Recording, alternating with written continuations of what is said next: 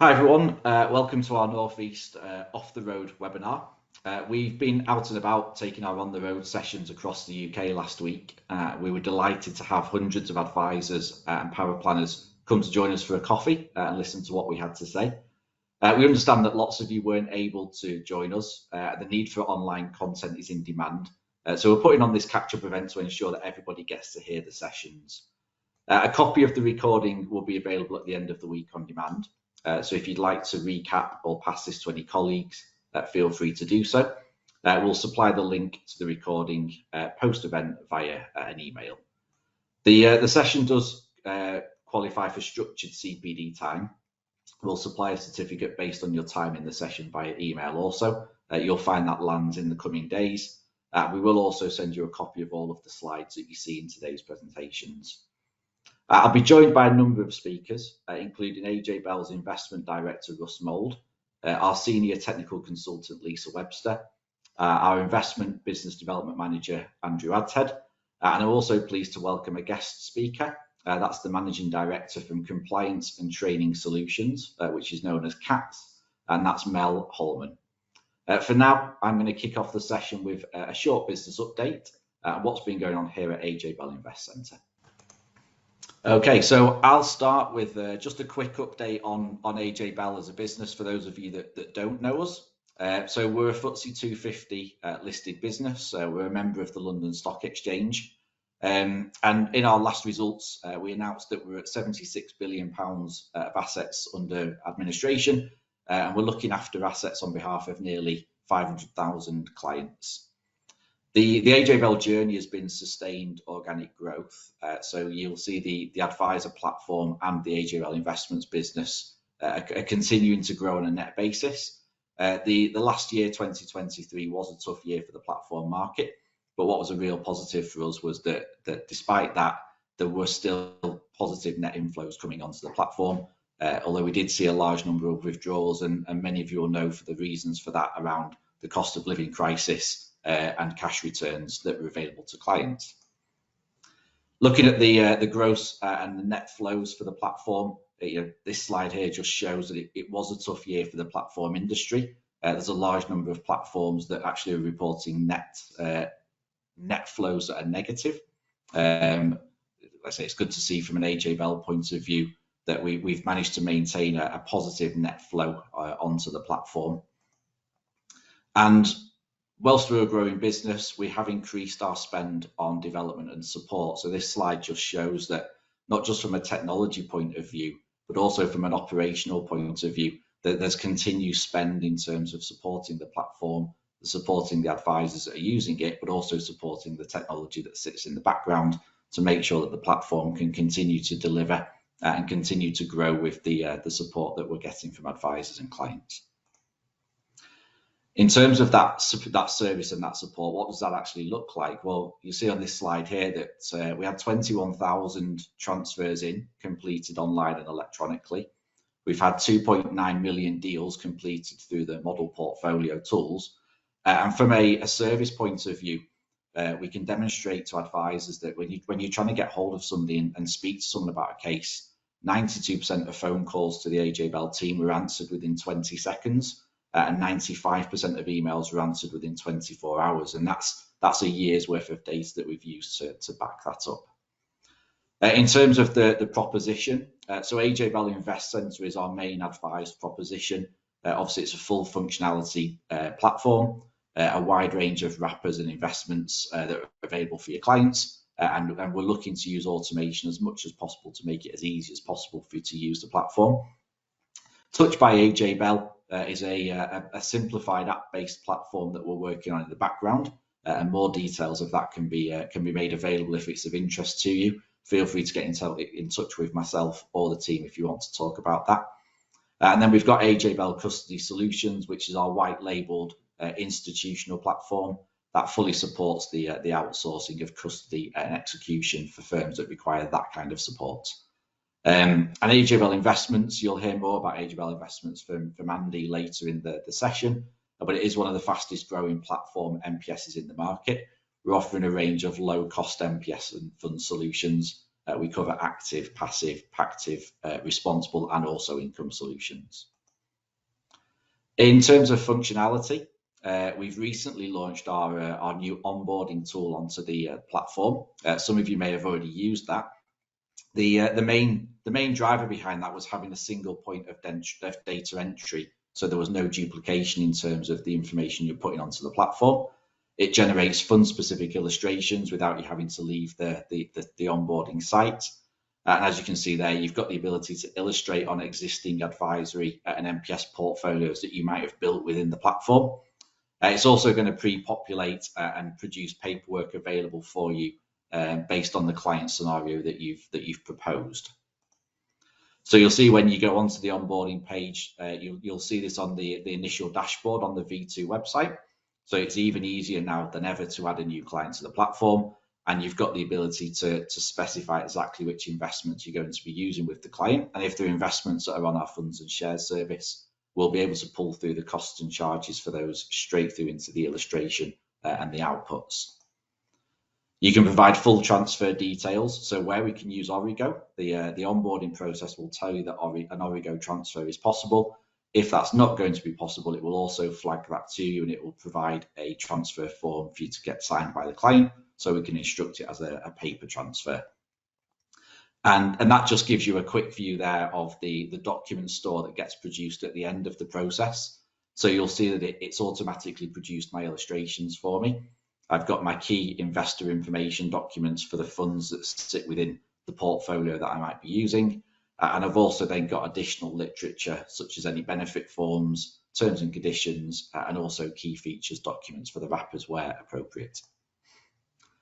We've also enhanced the platform recently from a withdrawals point of view. So ISA and GIA withdrawals have been moved online.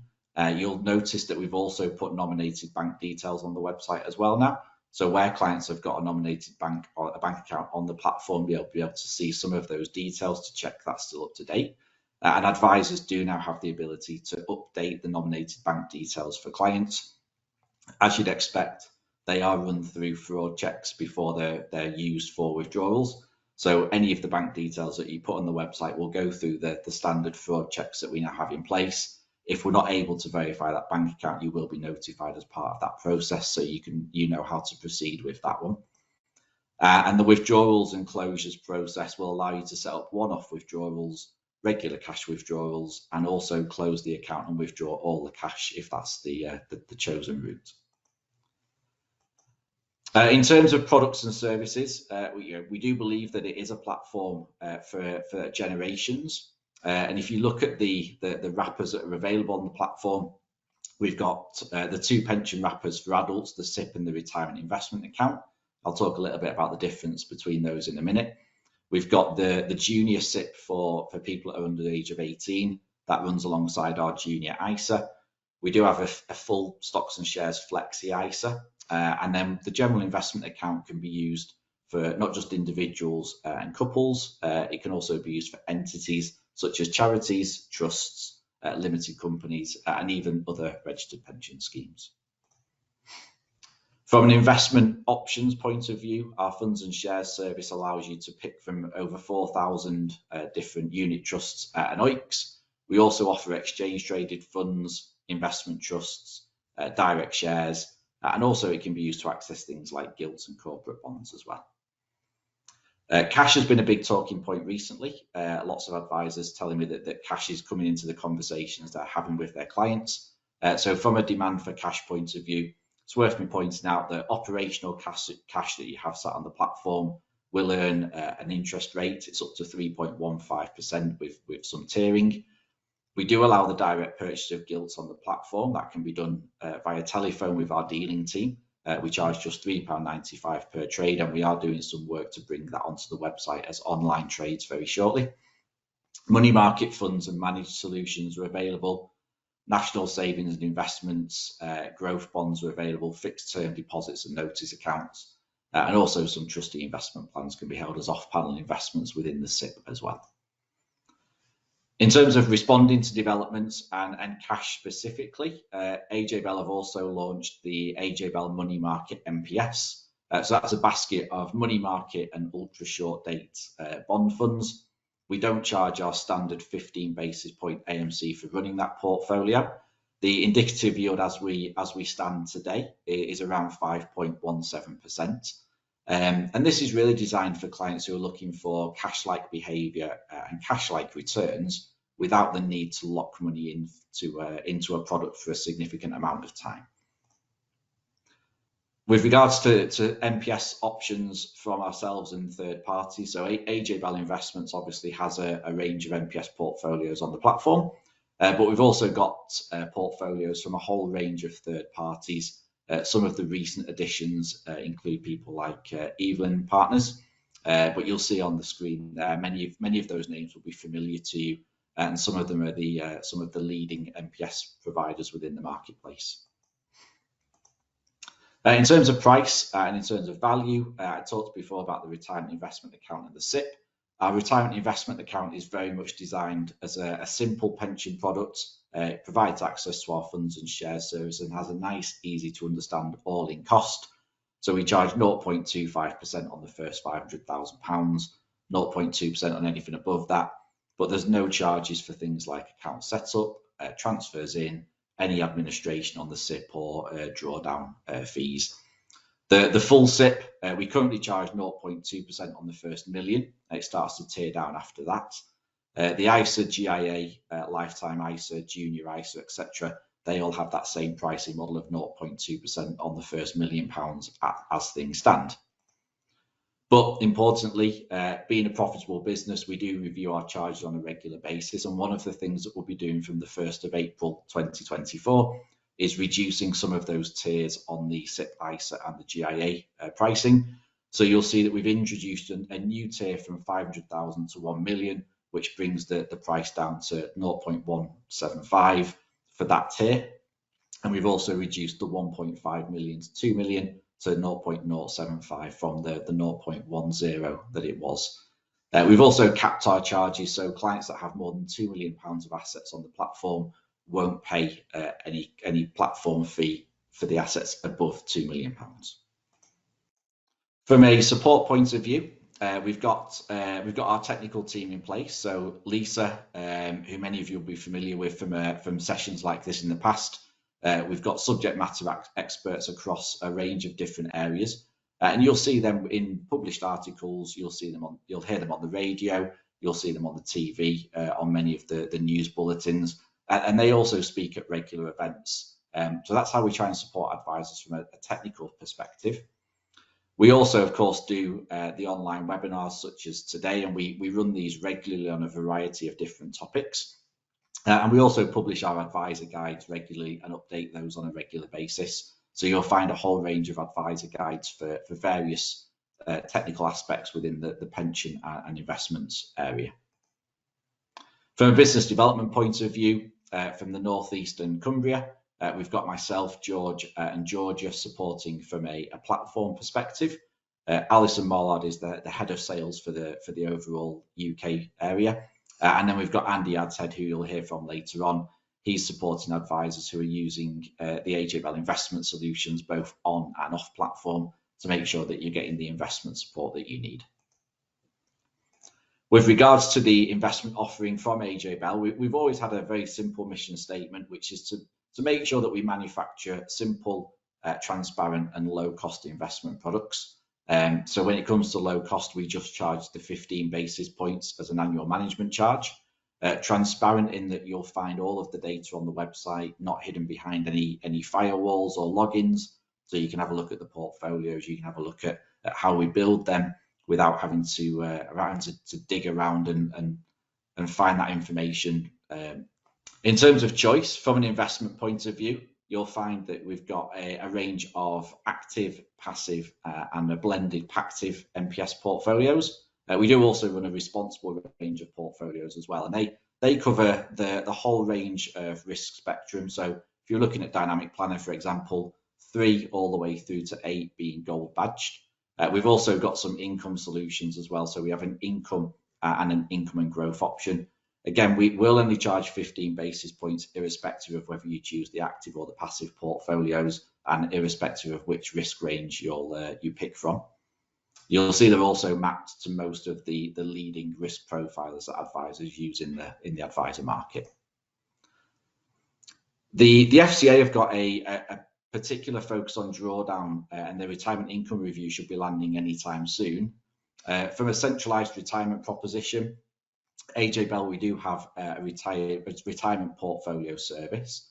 And the retirement portfolio service basically consists of our AJ Bell income fund, our AJ Bell income and growth fund, and then there's a cash pot which funds the client's immediate cash needs. And what you find is that the income fund and the income and growth fund are targeting yields between 3 and 5%. That keeps the cash fund topped up, and the cash fund is where the client is taking their income from. And we've done a lot of modelling around the safe withdrawal rate that's typically used of 4%, and you'll find all of that information within the advisor FAQs and the advisor guide for that particular product.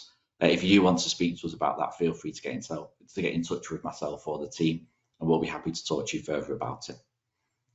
And then just finally, in terms of what platforms they're available on, the AJ Bell funds are available across a wide range of platforms in the market, all of which you can see on the screen there.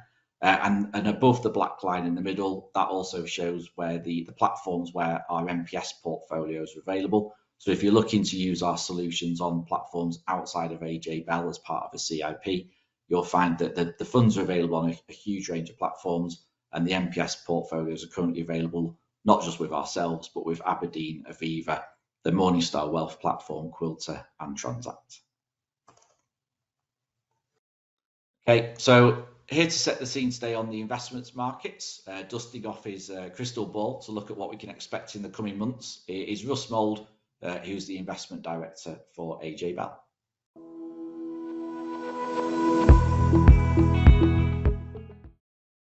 Hello, I'm Ross Mould, AJ Bell's Investment Director, and welcome to this version of my on-the-road presentation for this spring, which I've entitled Ballots, Budgets and Bubbles, which will hopefully give us a few key things to think about and make us look smart in front of clients and customers and help them make smart decisions when push comes to shove this year and beyond.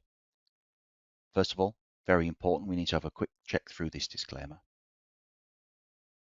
And then this to the contents once we've got past that. So ballots, budgets, bubbles, and then hopefully a few useful conclusions to finish.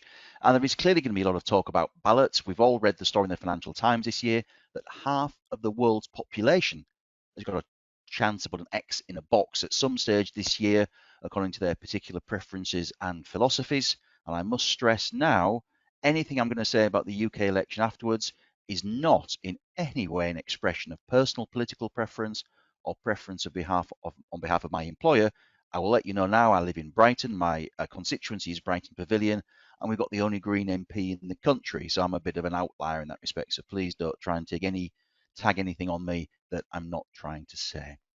But you just see from this chart here, we've got elections in India, the UK, the USA, even the Russians are getting a chance, and we've already had big elections in Taiwan and Pakistan and Indonesia this year, so there's an awful lot going on, but I'm going to focus on two ballots in particular, surprise, surprise, the UK and the US of A, both of which do, in theory at least, have the potential to be market moving. So what we've done here is we've looked at all 16 general elections since the FTSE All-Share came in and all 13 prime ministers, and the general rules are, and clearly the past is no guarantee for the future, market doesn't seem to mind if there's a change in government particularly, certainly isn't bothered about the size of majority, and does, it has to be said, generally prefer a Conservative government, although there are always outliers and exceptions to that rule. So the first slide here, this just looks at the data by a change or an incumbent win, and if anything, there's a bit of a honeymoon effect. Maybe not too much as a surprise there, and even over a full term, a new government isn't necessarily seen as a complete bolt from the blue. Now, in terms of size of majority, we can see here on the left-hand side a huge second-term majority for Margaret Thatcher. On one side, a huge second-term majority for Tony Blair. Market lapped up one, didn't like the other at all. Economically, the Thatcher boom was beginning as inflation began to be reined in.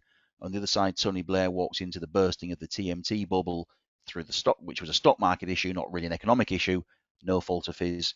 It's just the way it was. So again, I can't get too hung up on majorities either way, particularly that's the first chart's actually in nominal terms, the second chart is in real terms, but the same picture very much applies. Big range of majorities, bigger range of performance really doesn't make a big difference. Now, looking at it by administration in nominal terms on the left and real terms on the right, again, the importance of the economic backdrop rather than just who's in charge is made very clear here. Okay, on the left-hand side, 4 of the best 5 performing administrations are Conservative. On the right-hand side, in real terms, the worst 3 are all Labour. Now, again, you could argue that Harold Wilson would defend himself if he was still with us, bless him, saying he took over in 74, got in because he inherited a mess. The crack-up Barber boom with Anthony Barber and Ted Heath, and then the OPEC oil price shock of 73. Wilson then came in and was trying to fix that, he would argue, but it certainly took its toll, and then the UK actually ended up calling in the IMF in 76. But again, those kind of market race memories are out there, and there is clearly still some degree of scepticism as to what a Labour government might mean. And again, under Callaghan, the performance was stunning, but actually in real terms, once you whip off the effect of inflation, it wasn't so clever at all. But if I am to make a political point here, just think about this one. You know, I've got American friends, and they talk to me that we have a soft left UK government. I think the bifurcation politically between the centre parties that we have in the UK of the Tories and Labour, nowhere near as the bifurcation we potentially have in the US between probably two what we view as harder right parties, the Democrats and the Republicans. And we have actually had a very interventionist Conservative government, not just because of their hand being forced owing to pandemics and lockdowns, but also sugar taxes, windfall taxes on oil and house builders. Intervention in the gambling market is now coming, intervention in tobacco and vapes. It's been a pretty interventionist government, and if all of that had been in a Labour manifesto under, say, Tony Blair 20 or 30 years ago, there might have been some eyebrows raised, whereas now it seems to be pretty normal. So I think in the centrist pitch that we have, Sunak and Starmer, is there a massive difference? I'm finding it hard to spot when I say that as a historian. On the wings of the parties there is. So it depends if one of those wings ends up having a bigger influence or not. But in terms of a Conservative government being markedly different from its market views than the Labour one right now, it's pretty hard to see, to be honest with you. Now, so markets do need certain things from prime ministers. Prime ministers themselves, and this is again just me as a so they're not having to constantly grease around Parliament. They can actually get something done. They need good health. They need familial support. A failed predecessor always makes you look good, and ministerial experience helps. And Labour won't have any of that on its side. But having said that, the Sunak, Truss, Johnson, Cameron administrations weren't blessed with that either. All of that, by the way, comes from some brilliant podcasts from Sir Anthony Selden, a cracking historian and now headmaster at Epsom College. What do financial markets want? Clarity on fiscal policy. Clarity on monetary policy. Yes, the Bank of England is independent, but you would like to think that the Chancellor and the Governor were to work together. Whereas, if anything, monetary and fiscal policy have been pulling in different directions in most of the last 15 years. Consistent, but light regulation. Quiet geopolitics, markets will like that. For a Prime Minister, some of our greatest Prime Ministers, according to Sir Anthony, Churchill, Lloyd George, saw us through 2 world wars. Margaret Thatcher dealt with a war and was very popular as a result, and the market lapped it up. Sir Anthony Eden made a terrible mess of Suez in 56 when he was also dogged by ill health. So it isn't by any means a guarantee of success, but certainly markets would like quiet geopolitics, and low and consistent inflation is extremely helpful. The 2% thing, you can argue whether that's a helpful guide or not. I'm probably with Dennis Healey, former Labour Chancellor of the Exchequer, I accept. When he was asked what he thought constituted good government, he said, stable prices, jobs for those that want them, help for those that can't get them. And I frankly think it's pretty hard to argue with that either way. But notice stable prices, not this 2% inflation business to which we're currently subjected. So the conclusions. Markets not necessarily frightened of change. There may even be a honeymoon period. Small majorities, big majorities don't make a difference. If anything, maybe a small one because it means the government can't do quite so much. But it does probably tend on balance prefer a Conservative government. But ultimately what really matters is the economic backdrop. Inflation, interest rates, and they're going to be particularly important as we come out of zero interest rates and maybe come out of quantitative easing. And if we are in a different scenario, we've got used to 40 years of cheap money, cheap energy, cheap labour, cheap goods. If that's really coming to an end, what's worked portfolio-wise for the last 40 years, long duration assets, bonds, tech, biotech, might not work quite so well. If we do get a bit more of an inflationary picture, what worked in the 40 years before that, value, commodities, real stuff, maybe is the thing to watch out there. And in the end, of course, valuation is a huge arbiter of investment return. When Wilson took over in 74, the FTSE All Share was trading on a P of about 3. It's trading on a P of about 12 now, big discount to America. Historically, not expensive relative to its own metrics. So you can argue the UK is unloved and therefore maybe underappreciated and undervalued. We've already seen 2 or 3 big M&A deals in the market this year. Maybe that's a hint that we all need to consider. And again, just look at this. This is the picture. This is what's going to shape a lot of prime ministerial fortunes: inflation and interest rates. And notice the damage that inflation did in the 70s there, and how much benefit we got from a very period of, as investors, from a very lengthy period of disinflation. If that's coming to an end, we may be getting a slightly different picture. And the same applies in the USA, where we also have a major election coming up this time in November. The date's already set. And President Biden's popularity ratings under the cosh because of inflation and the cost of living crisis over there. This is just a look at US elections and the Dow Jones back to 1964, so at the same time period as the FTSE All-Share. Notice that the fourth year of a presidential term is normally a pretty good one because, surprise, surprise, they're laying the ground for the next election and they're trying to get a win. The big outlier, George W. Bush, with the collapse and the great financial crisis right at the end of his term there. But overall, fourth term, there's pump priming going on, and surprise, surprise, that's what we're seeing exactly right now with Bidenomics. Overall, Democrats seem to come out better by presidency. This is in nominal terms, I stress. So again, there's possibly that element of inflation in there, but also the hair shirt element of a Republican coming in year one. Notice how, that thought of, we got some fiscal rigor coming in here. Nixon twice, Reagan, for example, George W. Bush the first time around. Even if Trump wins, he certainly isn't going to be a classic hair shirt Republican if his previous administration's got anything to do with it. So that might be not a worry that we have to take on board this time.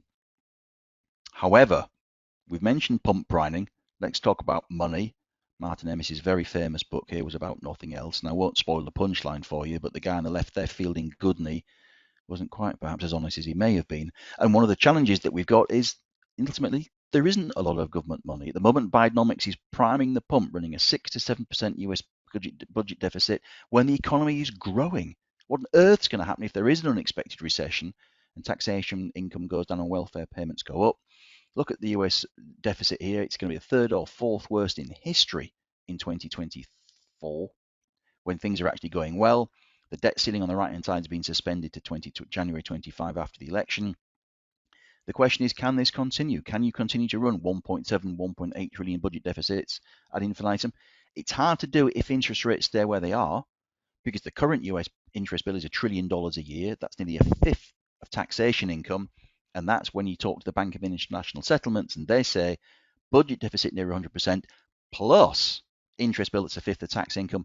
That's when the economy starts to take a hit. And that's where the US is right now. The UK, thankfully, getting near 100% debt to GDP, but it's only about 15% tax income goes on interest right now. But that is going to focus central banks' minds when it comes to setting rate policy. Yes, inflation is their mandate in the UK, inflation and employment in the US, but trying to keep that government interest bill down will be in the back of their mind. Jay Powell said no, it's not, but he did then say in his last interview that the current fiscal trajectory in the US is unsustainable, so it's certainly exercising some degree of thought in the Mariner S. Eccles building. So there isn't a lot of money, whoever gets in, and that's something that's itself worth bearing in mind. And we also could see what happened with Trussonomics when unfunded promises were shoved in front of people's noses. The market turned its nose up straight away and was violently ill. So as a result of that, one intriguing trend is this. So this is since really the start of the year before the pandemic. Yes. US equity, US bonds, I should say, treasuries, massively outperformed the emerging market bonds as we went into the pandemic because we thought, oh my goodness, we need a haven asset. Where better to go than the US bond market? But look what's happened since then. Since the initial fumbling and the initial wobbling emerging market debt index overall, unchanged. US trickling lower. So somebody in the bond market, the bond vigilantes, are paying attention to this fiscal profligacy and they're not totally wild about it. Emerging markets, by contrast, they took their debt crisis lumps in 1998. They've learned their lesson. A lot of them are in a much healthier state, and they were much more proactive in tackling inflation than the Fed was. That's now being rewarded. Keep an eye on this trend because it's not getting a lot of commentary right now. Bubbles, one of my favourite TV series. The Prisoner. Here you have the rover which popped up out of the sea. Anybody trying to escape from the village, they were gobbled up by the rover on the right hand side and whipped back to the village, which is obviously modern day Port Merion. Are we seeing a bubble in the Magnificent Seven? Frankly, it's distinctly possible. Yes, when you've got 7 stocks that are worth 30% of the US equity market, and a US equity market that's 60% of the global market. So those 7 companies, as you can see here on the right-hand side, they're nearly worth as much as the world's 4 next biggest stock markets combined. That is pretty tough to argue that it's a particularly healthy situation, and such bifurcated markets don't normally end well. But once a bubble gets going, gosh, can it keep on going? I remember as an equity analyst at UBS Investment Bank in 1999 being part of a team saying this is all nonsense, the Nasdaq's massively overcooked, and it promptly went up by 50% in the next 6 months. At the moment, for all the fact that the Fed has raised interest rates, it's also pumping a lot of money into the banking system after those 3 banking failures last spring. So the market's pretty liquid. This could run and run. But obviously, the bigger the party, the bigger the hangover's going to be. And looking at the previous examples of bifurcated markets, on the left-hand side, we have the 73-74 Nifty 50 bubble in America, 72-73, sorry. Notice that one popped. It took 8 years for the market to get back to where it came from. When the Nasdaq tech bubble popped in 2000, it took it 16 years to get back to where it came from. So yeah, ride it by all means if you want. I don't know when it's going to end, but end it probably will. And when it does end, it's likely to end with a violent bang rather than with a whimper, as J.K. Galbraith said. So how do we spot when that Mag 7 party may end? When people start to think valuing 7 companies the same as 4 of the world's biggest stock, then the world's second, third, fourth, and fifth biggest stock market might be a bit strange. Well, first of all, a vertiginous blow-off rise is one of them. As the final holdouts, the final skeptics capitulate and get sucked in. Tony Dye got fired from PDFM. Stan Druckenmiller in America piled in. Bang at the top. Hold-up skeptics get fired like Tony Dye. People start saying things like, oh, just buy the big stocks because valuation doesn't matter anymore. Does eventually. You start getting a rash of copycat IPOs, a big slew of secondary offerings as lockups expire and holders try and get out while the going's good. Insider selling starts to pick up, or ultimately people just start saying it's different this time. So watch for all of those things, because that might start to give us a clue as to when it is time to say cheerio to the Mag 7, no matter how wonderful companies they are and how dominant their market positions may be. Now, speaking of it's different this time, that was a phrase coined by Sir John Templeton, a brilliant money manager. Oh, sorry, this mouse is a bit sensitive. There we go. Brilliant money manager. And he said he came up with that glorious phrase that, bull markets start on pessimism, mature on skepticism, or grow on skepticism, mature on optimism, and die on euphoria. So I've done this grid a little bit before. I haven't done it for a while. So in theory, what we should be looking for from a value point of view, where the best opportunities are, is where we're seeing pessimism and skepticism. And when we need to be getting a bit nervous is where we're seeing optimism and euphoria, applying the Templeton maxim. So what's flat out of fashion right now? What am I not getting any questions about from customers, clients, or the press? Well, there are your answers. Nobody's interested in China and Hong Kong, or everybody's terrified of commercial real estate. The yen's flat on its back. Nobody's interested in gold, even though it's near an all-time high. Small caps are struggling to make progress, and the UK equities market's still out in the cold, ice cold in Alex. Skepticism, people are kind of poking about, the banks, emerging markets, mining stocks, oil, nobody's interested in, particularly in value investing. What are people excited about? We've seen a big move in interest in corporate debt as interest rates have gone up. And spreads have stayed fairly tight. Industrial stocks have done well. Japanese equities are on a brilliant run because Japan's still pouring on the QQE. Dollar's done well. The US is clearly doing brilliantly equity-wise. And in fact, France of Germany have followed on, and US Treasuries have had a good run. And then clearly the whole world thinks at the moment it's all about artificial intelligence, biotech stocks, the Magnificent Seven in technology. So now what we're looking for is, well, what's going to cause that sentiment to turn? And I guess that's going to be one of the key things we need to discuss with customers and clients going forward. But we certainly know where the lower prices are on offer and where the higher prices are offer. Lower prices at the top, higher prices at the bottom. And the valuation paid is the ultimate arbiter of investment return. So conclusions, yes, it's a big year for general elections and the ballot box. Markets will be keeping an eye on those. I don't think you've got a particularly bifurcated choice in the UK. The wild card, I guess, is if the Reform Party gets a chance to be the tail wagging the dog. Markets overall still have faith in central banks. They still believe in the cooling inflation, soft landing, and pivot to lower interest rates. Although the number of interest rate cuts they're expecting is shrinking from 6 to 4 to 3. The first cuts have been pushed back from March to June, so that is still a potentially very big source of volatility. If we get a diversion from cooling inflation, soft landing, and a pivot to cuts, and we get hotter inflation or a harder landing or later cuts, that's when things could get choppy. And central banks have a lot to juggle, not just inflation and growth, but also those government debts, which are a potentially really big brake on growth if the interest bill is kept too high for too long. Falling bond yields in anticipation of those central bank cuts mean that financial conditions are loose, so they could tighten if the bond vigilantes get going again. And we've got a very, very bifurcated market with tech really leading the way. Industrial is not doing too badly, and healthcare and biotech also being hot. If the Mag 7 start to follow the favour, that could be tricky. We will need something to pick up the slack, but something will pick up the slack.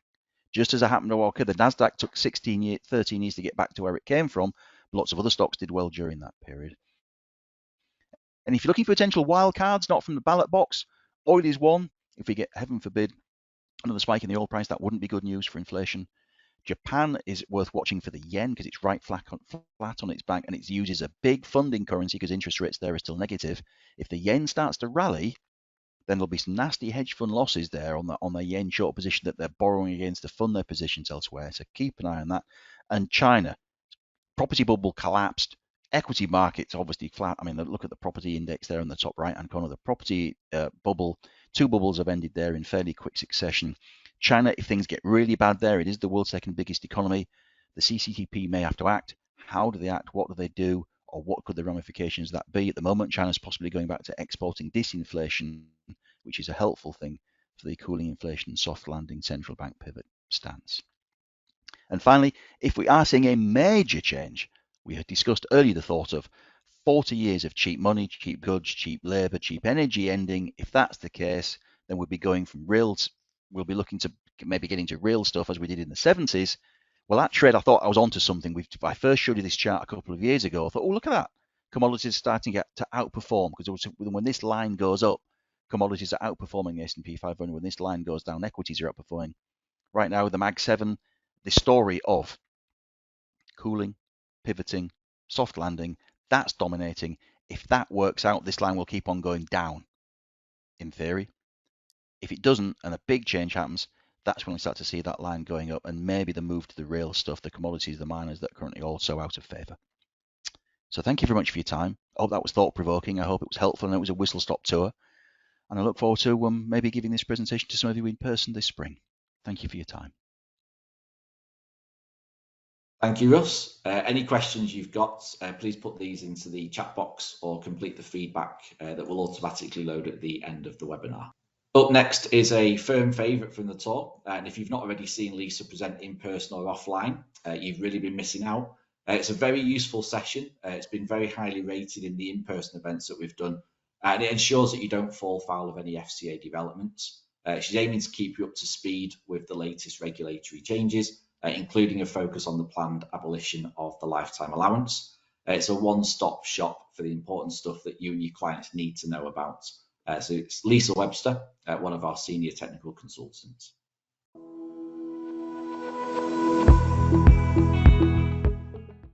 So hello and welcome to the technical roundup session. On the agenda today, going to start off with where else but the abolition of the Lifetime Allowance. I think this is pretty much not the only thing, but certainly the biggest thing we've been talking about for the last year now.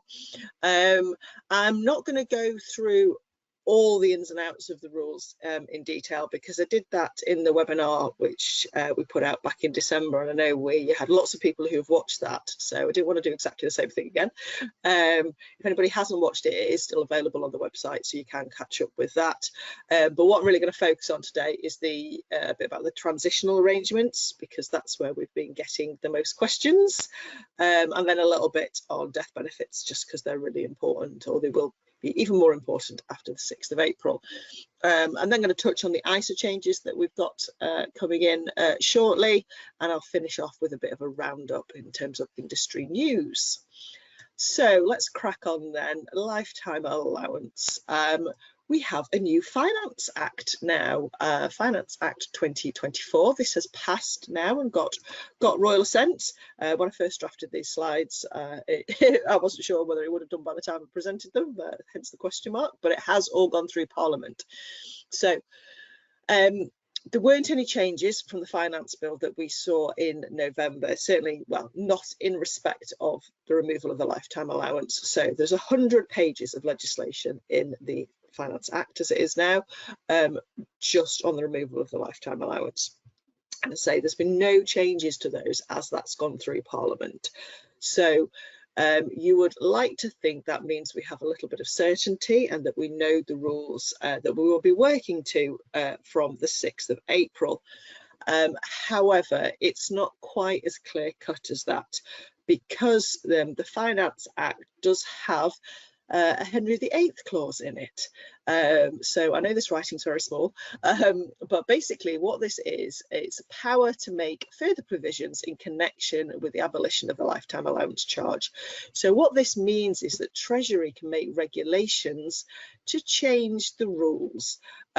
Basically the sections, anything to do with the removal of the lifetime allowance charge, any tweaks to legislation that they make doesn't actually have to go through Parliament and be primary legislation. It will be the Treasury can make changes. And as we can see, sort of clause 4 at the bottom there, that they have that power until 5th of April 2026.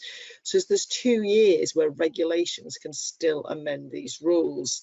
Now, there is a bit in there under subclause 3 that says if it increases anybody's liability to income tax, then that does have to go and be approved in the House of Commons. So it's not quite so straightforward on that. So, you know, the plan isn't, you know, to make changes that can increase people's tax liability in the tax year concerned. But I think it is a bit of an admission that they've maybe that the rules or the legislation as drafted has been done in quite a hurry, and there may be some mistakes and something that isn't working maybe quite as intended in certain areas, and in which case, you know, then they have got powers to change it without it having to be primary legislation. So we'll see. So we are expecting a few further regulations to come out now. The bill has got royal assent and become the Finance Act. I mean, the main principles I don't think are going to change. It will be sort of some little tweaks around the edges on some of the things which are, say, working as policy intended, potentially, that there could be changes to. So I will give sort of a brief summary of the new world of what testing pension benefits will look like after 6th of April.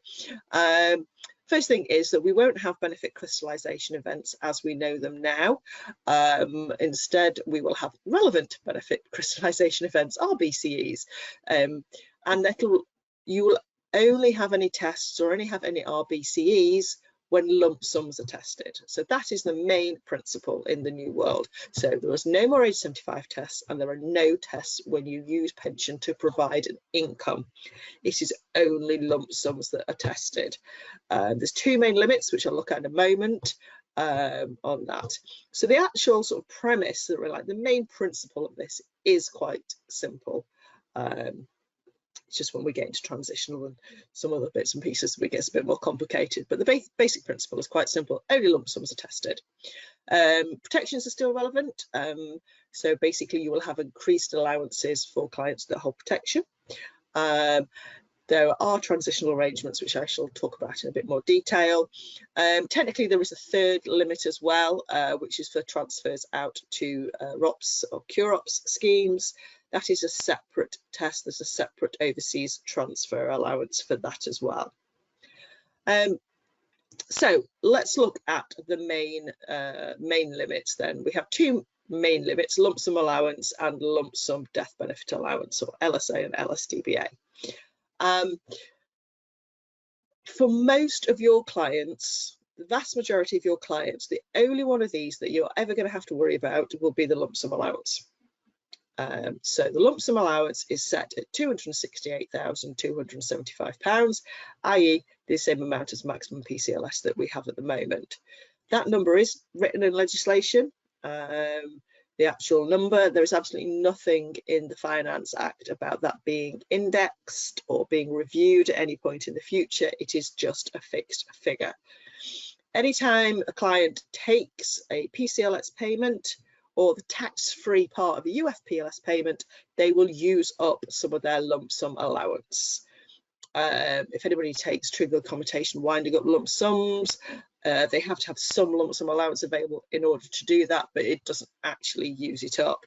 That's pretty much sort of on a par with lifetime allowance usage for those lump sums at the moment.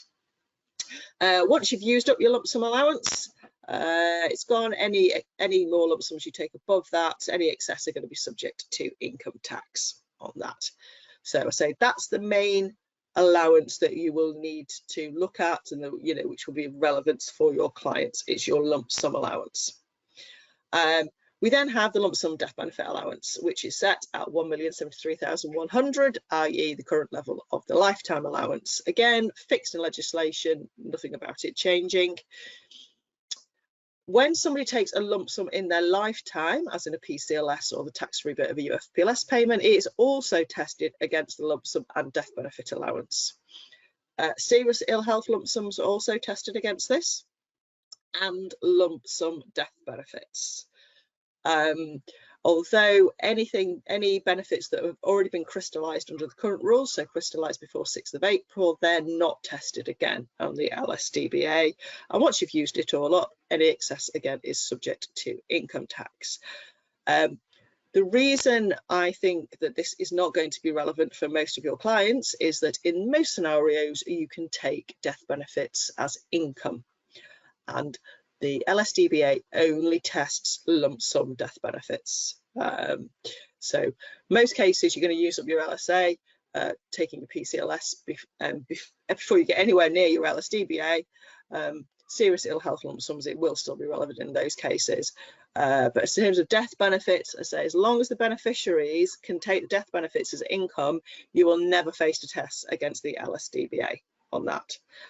Which is why for most people it won't be relevant, because you could have, a £10 million pension fund if the client dies before the age of 75. As long as the beneficiaries take it as income, that will never face a test. So really, it's not as important as the lump sum allowance. PCLS then. So at the moment, when somebody takes PCLS, the maximum they can have is 25% of the fund crystallised up to the available lifetime allowance. So we won't have a lifetime allowance after April, and you're not actually crystallising funds when you put them into drawdown, because that's not won't be a crystallisation event after April. So it's phrased slightly differently in the new legislation. So the permitted maximum for PCLS is the lowest of the applicable amount, which is basically a third of the amount that is used to provide an income, be that going into drawdown, being used to buy an annuity, or used for scheme pension. So it's the lower of that applicable amount, the available lump sum allowance, and technically speaking, the available lump sum death benefit allowance. But given the LSDBA is 4 times the lump sum allowance, the LSA, it's very unlikely that the LSDBA is going to be the limiting factor on this. The only circumstances where you're going to use up your LSDBA before you've used up your LSA is going to be if you had somebody that took a serious ill health lump sum, therefore that's not tested against the LSA, it is tested against the LSDBA. So they had a serious ill health lump sum to use up LSDBA, and then after that, to have to be from another arrangement, they then took a PCLS payment. Fairly unlikely circumstances. You're not likely to have clients that, in a position that would do that. So really, when you're thinking about your clients, how much PCLS they can take, you're going to be thinking it's a third of the amount they used to provide an income up to the available lump sum allowance. Okay, so that's fairly straightforward so far, and that's sort of, and I think in the new world for clients that are starting benefits, they've not crystallised anything at all, and they'd have their first relevant benefit crystallisation event after the 6th of April, then I think it is quite straightforward, the new rules. However, we now turn to the transitional arrangements, but because of course you will all, I'm sure, have clients that have already taken some benefits and used up some lifetime allowance under the current regime. And so we have to look at the impact that has on their allowances after 6th of April. So we start off with the standard calculation, standard transitional calculation. So this would happen the first time the client has a relevant benefit crystallization event after 6th of April. So first time they take a lump sum, basically, normally be the first time they take PCLS after the 6th of April. Starting point is if they've used 100% of their lifetime allowance, then they don't have any lump sum allowance or LSDBA. Otherwise, the lump sum allowance, LSA, is reduced by an amount equivalent to 25% of the lifetime allowance used. So it's assuming that when they've taken, when they've crystallised benefits under current rules, they've taken 25% PCLS. That is the basic assumption on this.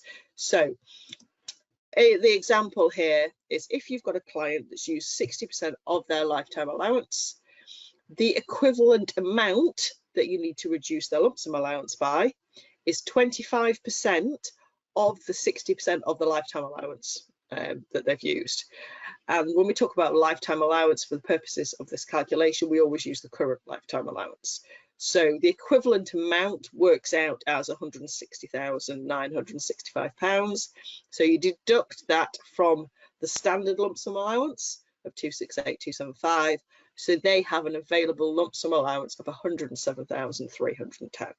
And that's the allowance they would have available on their first relevant benefit crystallization event after the 6th of April. If we look at LSDBA, again, starting point, 100% used, you don't have any.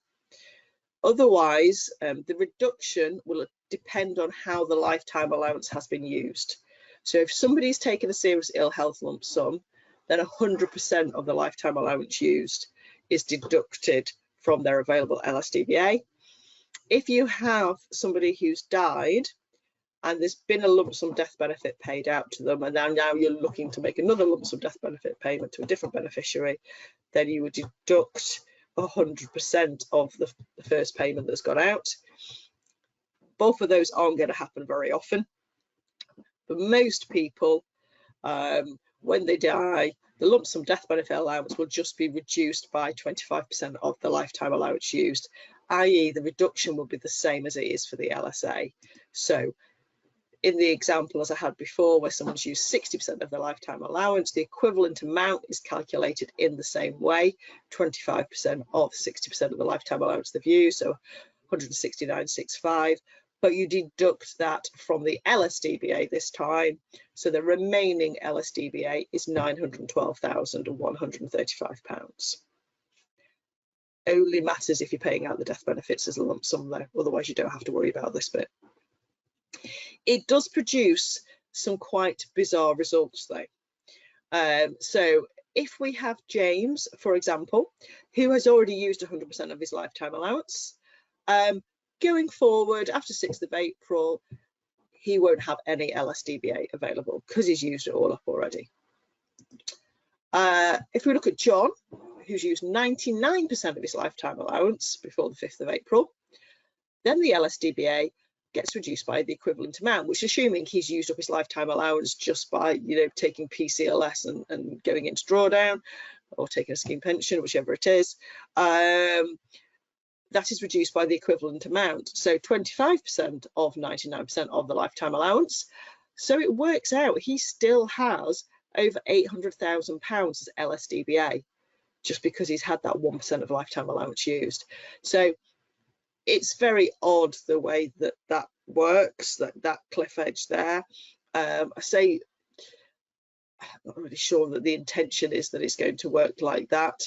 But as I say, I'll reiterate the point that, if you're not paying out death benefits as a lump sum, then it doesn't really matter because it wouldn't be tested anyway. But if you do have some of those old schemes or something where it is only a lump sum death benefits, then, obviously that it could be relevant in those odd cases. So all of that is the standard calculation. That's sort of what happens sort of automatically if you don't do anything else. But as I'm sure a lot of you will be aware, because we have had lots of questions around this, in the legislation, there is provision to apply for a transitional tax-free amount certificate, TTFAC, or I have seen it called T-tax, anything like that, which might give opportunity to take more PCLS. So to apply for one of these certificates, you would apply to a pension scheme, to the scheme administrator, and you'd have to provide complete evidence of lump sums previously taken. So any pension schemes that have been accessed already, how much lump sum has been taken from those schemes. So that could be nil in some cases, particularly, if it's a DB scheme and they haven't taken, they've just taken scheme pension, no lump sum from it, then we need a statement, ideally a statement from that scheme to say that's the case. But also, if you've done that, but then there's another scheme where you're taking the standard 25% PCLS, you need to know about that as well. So you need to have complete evidence. In terms of what evidence can be accepted, we are awaiting more guidance from HMRC, which is due out.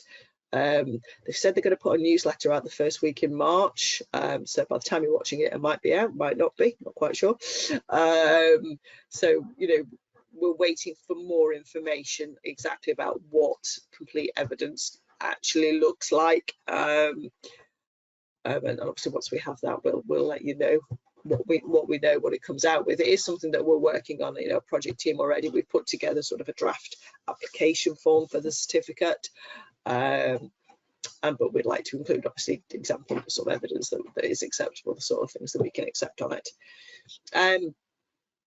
So if you've got that certificate, then what happens is instead of applying the standard calculation as in the last couple of slides, instead the lump sum allowance is just reduced by the amount of the PCLS, or the tax-free bit of a UFPLS, that's actually been taken on that.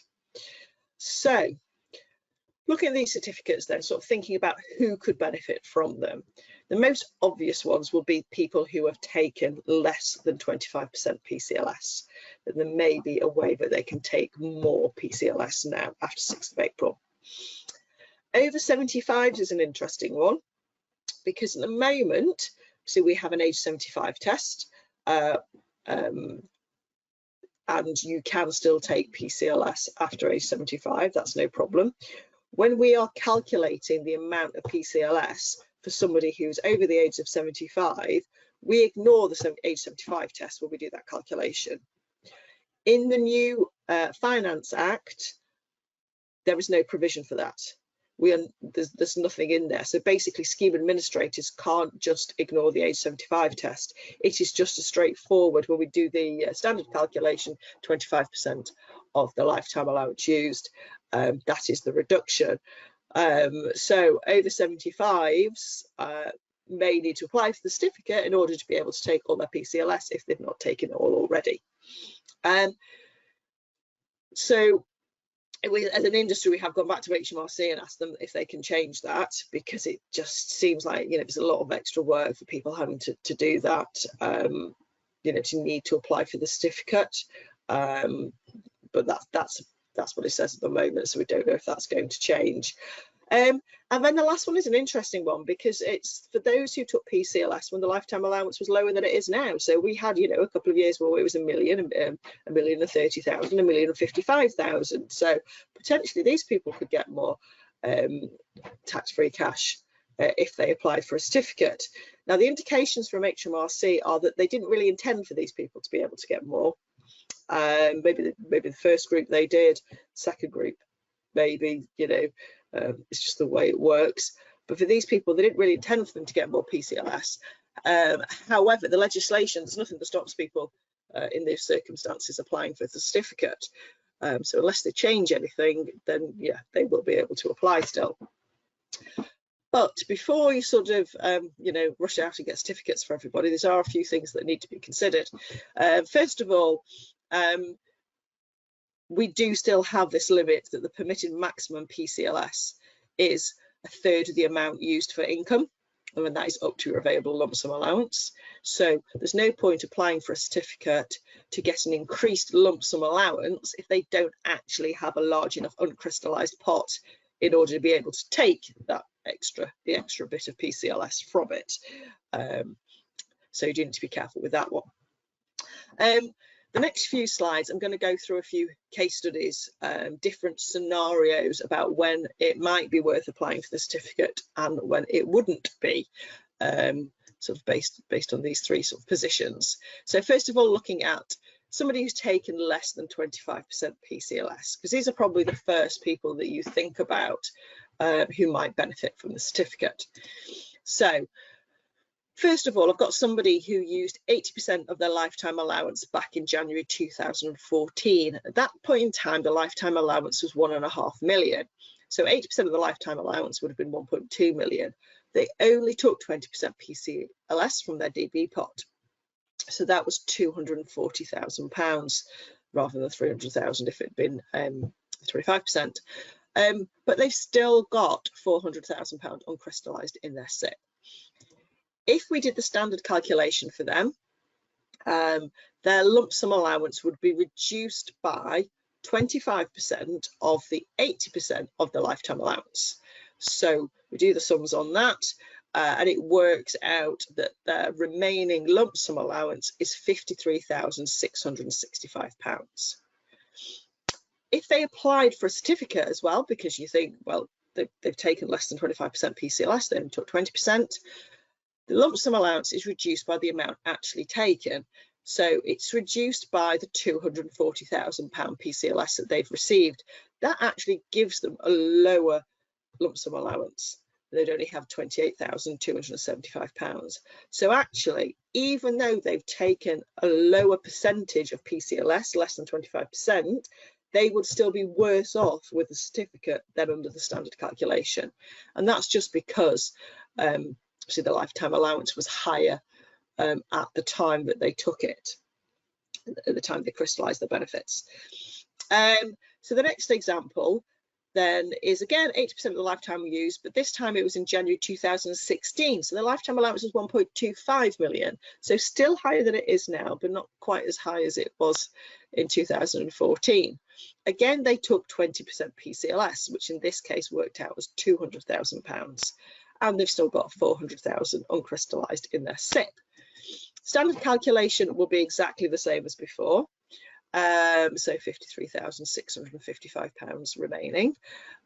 If in this instance they apply for the certificate, lump sum allowance reduced by the amount taken. Amount taken was 200,000, and so the lump sum allowance available would be £68,275. So they would be £40,000 better off. They could get £40,000 more lump sum allowance. They've got a big enough pot because they've got £400,000 uncrystallised, so they could take 68,275 as PCLS. So in that circumstances, then you would want to apply for the certificate. So really, the point here is it's not straightforward. If you've always taken less than 25%, you're always going to be better off. It will depend on the circumstances, so you just need to work it out to see which one is better. Over 75s then. So here we've got somebody who's turned 75 before 6th of April. They used 40% of their lifetime allowance back in January 2020, when lifetime allowance was 1,055,000. They took just the straightforward 25% PCLS. But when they turned 75, they had a further lifetime allowance test, which used 50% of the lifetime allowance, and still got £500,000 uncrystallised. Standard calculation. The point here is we're not allowed to ignore the age 75 test. So the lump sum allowance would be reduced by 25% of the full 90% of lifetime allowance used. So it works out there that your remaining lump sum allowance is £26,827.50. Whereas if you applied for the certificate, then you would have your remaining lump sum allowance would just deduct the amount actually taken, so you'd have a lump sum allowance of 162,775, which obviously is considerably higher. And if you've got an uncrystallised SIP of £500,000, that would allow you to take 25% of that as PCLS. So yes, you would want to apply for the certificate. On the flip side over here, what we've got is everything at the top is exactly the same up until the point that they've only got £100,000 uncrystallised. Your standard calculation is going to be the same. your remaining lump sum allowance under the standard calculation is 26,827. That is higher than the amount of PCLS that you can take. If you've got 100,000 uncrystallised, the maximum PCLS you can take is 25,000, and put 75,000 into drawdown or use it to provide an income by buying an annuity. The point is, there's no need to apply for the certificate because you're not going to get any extra PCLS anyway, because you haven't got a big enough uncrystallised pot to benefit from it. So there's really no point in doing it. Okay, I'm going to look at an example now where somebody hasn't taken any PCLS, but also I'm going to look at protection, like the impacts of somebody who has protection and how that impacts the calculations. So we've got somebody here who's used 45% of their lifetime allowance back in 2018 on a DB scheme where they didn't take any PCLS. They've still got 1.8 million in a SIP, which is untouched at the moment, and they hold IP 2014 at £1.5 million. So when we do the standard calculation, the lump sum allowance is reduced by 25% of the amount of lifetime allowance used, which was 45% in this example. But because they have protection of 1.5 million, we substitute that in when we do the calculation. So it's 25% of 45% of 1.5 million. That's the amount that's going to be, that's the appropriate amount that we reduce the lump sum allowance by. But the starting point on the lump sum allowance will be the protected lump sum allowance. So it's the amount of your protected PCLS. So that's £375,000 in this case. So you deduct the appropriate amount from the 375,000. So this gives a remaining lump sum allowance of 206,250 under the standard calculation. Of course, if you applied for a certificate in this circumstances, LSA is reduced by the amount taken. You've taken no PCLS at all, so you can get back effectively your full lump sum allowance, which will be the protected amount of £375,000. Okay, last examples I'm going to look at is where someone's taken the straightforward 25% PCLS. So looking at somebody who's taken this when the lifetime allowance was lower. So somebody used 60% LTA in May 2018. LTA at that point was 1,030,000. Standard 25% taken, which at the time would have been 154,500. Still £500,000 uncrystallised. We do the standard calculation. So the reduction is 25% of 60% of the lifetime allowance. Remaining LSA works out as 107,310. If you applied for the certificate, then you would reduce the lump sum allowance by the amount actually taken, which is the 154,500. Remaining lump sum allowance is 113,775. So that you get an extra just over £6,000 there of lump sum allowance. Now, the uncrystallised SIP there was £500,000, so it's a big enough pot that you could benefit from that. So it would be worth applying for the certificate and getting the extra PCLS, getting the extra lump sum allowance to allow extra PCLS in that example. On the other side here, exactly the same lifetime allowance uses. The only difference is that there's only £100,000 in SIP.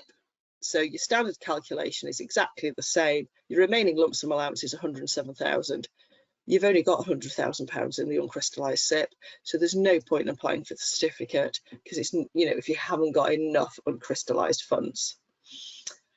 Of course, there may be circumstances, where people who still have the ability to make contributions, that if they can get a higher lump sum allowance, may want to build up funds in order to be able to take more PCLS. Potentially that might change the funding decision in some circumstances. So that's just another thing to think about. Okay, before I carry on there, before I finish off with the certificates, there are a few warnings on this one, some quite important points. First one is to apply for a certificate, you have to have it before the first relevant benefit crystallisation event after 6th of April. So if somebody crystallises, has an RBCE after 6th of April under the new rules, and that payment goes through, they can't at a later date apply for a certificate and get it changed, retrospectively or anything like that. It has to be done before the first event. So it is a sort of one chance. So particularly you need to be careful if you've got clients that are taking basically having regular crystallizations. So regular UFPLS payments would be the obvious one. And if people are doing phased drawdown, and actually where they have a crystallization event each time, because if they are regular, if they have them on a monthly basis, they can happen any time in the month. This is normally on the anniversary of whenever it was set up. You might have one of those that is going through on the 8th of April, which is the first working day of the new tax year. If that payment goes through, and they have that crystallized, that relevant benefit crystallization, they have lost the opportunity to apply for the certificate.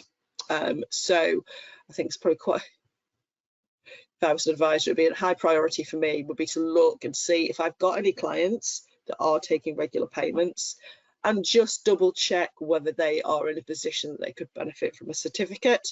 And if you think that they can benefit from a certificate, then you have a conversation with them about whether you pause those regular payments and wait and get the certificate first, and then and then restart your payments again. It's certainly one to be considered, because if you don't do it, if you just let things carry on, then the opportunity is gone on that. It looks like with the legislation you can only apply for this once. So when you apply to a scheme, the legislation says you can apply to any scheme that you are a member of. The member can apply to the scheme administrator for the certificate with the evidence. Once the scheme administrator receives all the evidence, if they are satisfied that is complete and correct, they have to issue the certificate. You can't decide not to do it unless they have a good reason, because they think there's something wrong with what they've received. If they reject it, say they think, oh, this is missing or this is wrong, then that's it. Basically, you can't then go, oh, well, here's some more evidence, or here's this extra bit, or here's something else. If it's been turned down and it's been rejected, then that's, according to the legislation, that is it. However, it's an interesting one, because the legislation says you can apply to any scheme, so you could potentially then just take all that information and apply to a different scheme for them to give you the certificate, and then take it back to the scheme you actually want to take the payment from.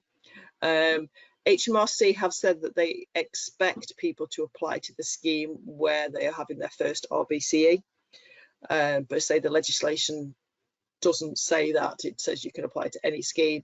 I don't know whether they'll tweak that with regulations. We'll wait and see on that one. But really the point is just to make sure you've got all the evidence, that it is complete, the declarations are there, when you send it in. So we are working on this at the moment, I say, while still waiting for more guidance from HMRC, to have an application form and to have examples, and to have a guide that goes with it to help help with applications. And then the last point I've got on here, again, really, really important. The legislation says if we receive the information, it's all correct and complete, we have to issue the certificate, and then we cannot ignore it. So, and this has been reaffirmed, so this is where guidance and legislation do match up.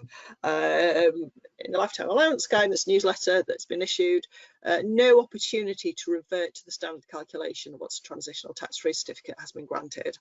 So, if you submit the evidence for your client sends it in, we issue a certificate, and that turns out that there actually would have been better on the standard calculation, we can't go back to it. We have to use the amount on the certificate, which is quite horrible, really. And because as well, once we've had all the evidence, if everything's completed, we're not allowed to not issue the certificate either. If we can see that it puts them in a worse position, that is absolutely horrible under Consumer Duty, that we can't tell them that, or we can't say, don't apply for it, because you know it's going to make you worse off, or we can't say we'll just ignore it. But that is what the legislation says, and you know, at the end of the day, legislation is going to trump consumer duty, even if it puts them in the worst position. So it's horrible. That's something we do hope that they change, you know, because we can't refuse a request and we can't ignore it if it tells you what you don't want to know. So really the message here is, you know, when you do the application, before you do an application, you know, for your client, is make sure that they are going to be better off than under the standard calculation. The standard calculation is quite simple, so it shouldn't be too difficult to work out, but just make sure of your facts first before you apply. Last little bit on sort of transitional arrangements then. This is just for information purposes really. So in the legislation, all pension scheme administrators are going to have to send out statements to relevant persons. Relevant persons being people who have had a benefit crystallisation event under the current rules at some point before 6th of April 2024, but they are not actually, they don't have a drawdown pot, it would be in our world. So actually anybody that's in drawdown, they will have an annual statement which tells them how much lifetime allowance they've used. But if you've taken a one-off UFPLS payment, for example, or maybe a few UFPLS payments, but you don't have any, you've only got uncrystallised funds left in the pension, or somebody's taken fat and exhausted a tranche and they've just got uncrystallised funds, or somebody's over 75 with just uncrystallised funds, because those people won't regularly be told how much lifetime allowance they used, and they could have taken the payment years ago and then lost the paperwork or whatever, not know how much lifetime allowance they've used. Basically, all pension schemes have to send the lifetime allowance usage statement to those members by the 5th of April 2025. So really, I'm just telling you this for information, so you know your clients receive these letters from pension schemes that you know why that's coming. Okay, moving on to death benefits then. So I've mentioned this already, I make no apologies for mentioning it again. The test against the lump sum death benefit allowance only applies to lump sums. So this means that having the ability to pay to pay death benefits as income is even more important. Particularly obviously for those people who have got large funds, because I say if you've got a £10 million pension pot and the member dies before the age of 75, as long as the beneficiaries take it as income, there is no test at all. If they only had the lump sum option, then it would only be tax free up to the available lump sum death benefit allowance. Anything above that would be taxed. Over 75 is taxed anyway. Still benefits have been able to take as income rather than as a lump sum, because you can keep it within the tax wrapper and manage withdrawals in that way. But it's really, I say, it's just got even more important to make sure the death benefits are right, and that people have the ability to take it as income. So that's why I'm stressing it now. So beneficiaries then, dependents can be a beneficiary and receive income automatically, whether they're nominated or not. You know, even if you've never done an expression of wish form or anything, then the dependent would always have the ability to pay to a dependent, which is basically spouses of a partner, child under 23, financially dependent or mutually dependent. So you normally think cohabiting couples, you usually meet that requirement. Apart from that, then it's a nominee. So somebody nominated by the member or nominated by the scheme administrator, but the scheme administrator can only make that nomination if there is no dependent and the member hasn't made any nominations. So the sort of scenario where you may have an issue with this is you've got husband and wife, they each nominate each other.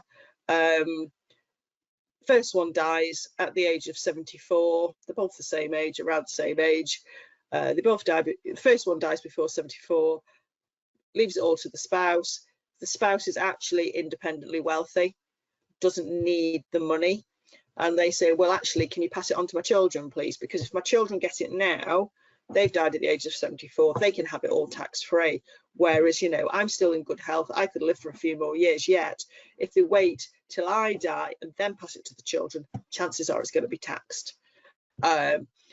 Now, in those circumstances, a scheme administrator could exercise their discretion and pay it to the children, but they would only have the ability to pay it as a lump sum. They couldn't make a nomination if the dependent was still alive and the member hadn't nominated the children themselves. And so that would mean if you had a large fund, passing that on, that would face the test, the lump sum death benefit allowance test on that. So that's why you want to avoid it and make sure you've got beneficiaries on there.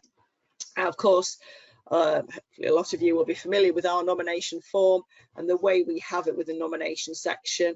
Actually, as long as you've filled in our form, a paper form, or if you did it online, then it does automatically nominate all family members, because it has this clause about eligible benefit recipients as per our trustee and rules, which is basically like the members' grandparents and grandparents' descendants, so it's quite wide ranging. So we would have that ability, but not all providers do it like that. So, you know, you may have it where you need to put the 1% or whatever, or, you know, if you're using other people.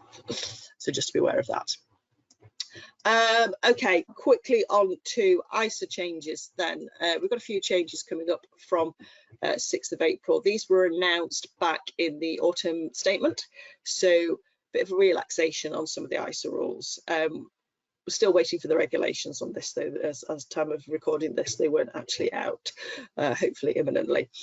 Basically, after April though, we know you will be able to subscribe to multiple ISAs in the same tax year of the same type. So if you want to open 5 stocks and shares ISA for one client and they subscribe to 5 of them, they can do. Not quite sure why you'd want to, but you can. You'd still have the overall £20,000 limit. You can still only apply for and pay into, I should say, subscribe to one lifetime ISA though, and for children, for junior ISAs, it's still only one of each type. That hasn't changed, but for the other ISAs it has, or it will be. Partial transfers will be allowed with current year subscriptions. You don't need to reapply if it's lapsed. So if you've subscribed one year, don't subscribe in the next year. At the moment you have to reapply again. That requirement will be dropped. And then cash ISAs are going to be for over 18s only. Yeah, so that we have a little bit of a loophole, if you like, at the moment, where you have 16 and 17-year-olds can have a junior ISA and a cash ISA, and have the £20,000 going into a cash ISA, and you can have the £9,000 going into the junior ISA. We're going to be losing that because it'll be 18 for a cash ISA as well. Other thing that was announced in the autumn statement on ISAs was around fractional shares. Some of you may have seen there was these headlines last year. I've got one from June there. Shock tax shares and shares row. So this is all about whether fractional shares can be held in ISAs or not. It's not anything we've ever allowed because we didn't think it was within the rules, and HMRC have now confirmed that it's not within the rules. Some other providers have allowed it. We'll wait and see what happens with that. But the good news is that they are planning to change it, so this should be allowed in the future, which would be great. You know, we would like to allow them. It's not going to happen from April though. It's a bit further down the line, that one, the changes for that. But you know, it's in the pipeline. It's coming. Okay, just to finish off with a bit of industry news then. Starting off with the FCA. So a big piece of work going on at the moment, retirement income advice review. I'm not going to talk more about that because you've got Mel talking about that one. So moving swiftly on, advice guidance boundary review. By the time you're watching this, that should be closed. But again, that's another piece of work that's quite a big area of focus for the FCA. It may have more impact for us possibly than for you. It's early days yet. It's a discussion paper, so we'll expect a consultation to follow on that. Can't not talk about consumer duty, can we? So consumer duty, obviously ongoing reviews going on now. We've got the closed books coming online in July, into July. and then everybody will be in Consumer Duty. But importantly, the FCA had a paper out last week on the implementation about good practice and areas for improvement. It's about 6 or 7 areas that they looked at on there, things that they liked, things that they didn't like that they were seeing. They saw a lot of good behaviour in terms of people focusing on customer outcomes. There were some things that they didn't like still. There were some firms that are asking vulnerable customers to identify themselves as vulnerable and provide evidence. Still not enough staff training from some firms. Still some firms treating it as a compliance and risks job to do Consumer Duty, rather than it being, board level and then throughout the business, and that it's everybody's job to do it. They have seen some good work on customer journeys. There's quite a lot of information in there, so really just want to highlight to you and go and have a look at it. There's a couple of pages on there, and make sure that you're falling on the right side of it, because one of the other things I will just mention is that they didn't like is that they thought that there were some firms that were waiting for the FCA to intervene before they took action. You don't want to be doing that, so yeah, do go and have a look and make sure you're on the right side of things. Last couple of things, small pots is moving on. Small pots has been talked about for years. We do now have a delivery group who are trying to work on how the best way to implement the government's preferred approach, which was confirmed in the consultation feedback we had in November.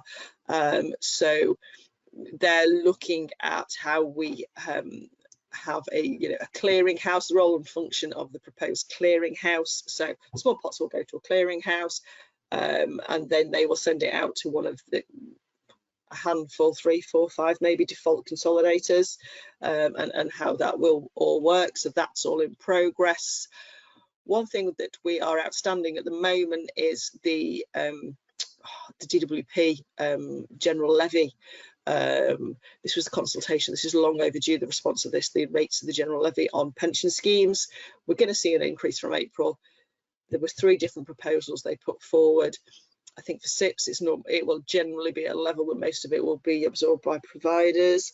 The big news on this one that was regarding SaaS, for those of you involved in the SaaS market, because the preferred option was including a £10,000 premium on SaaS, which would apply from 2026.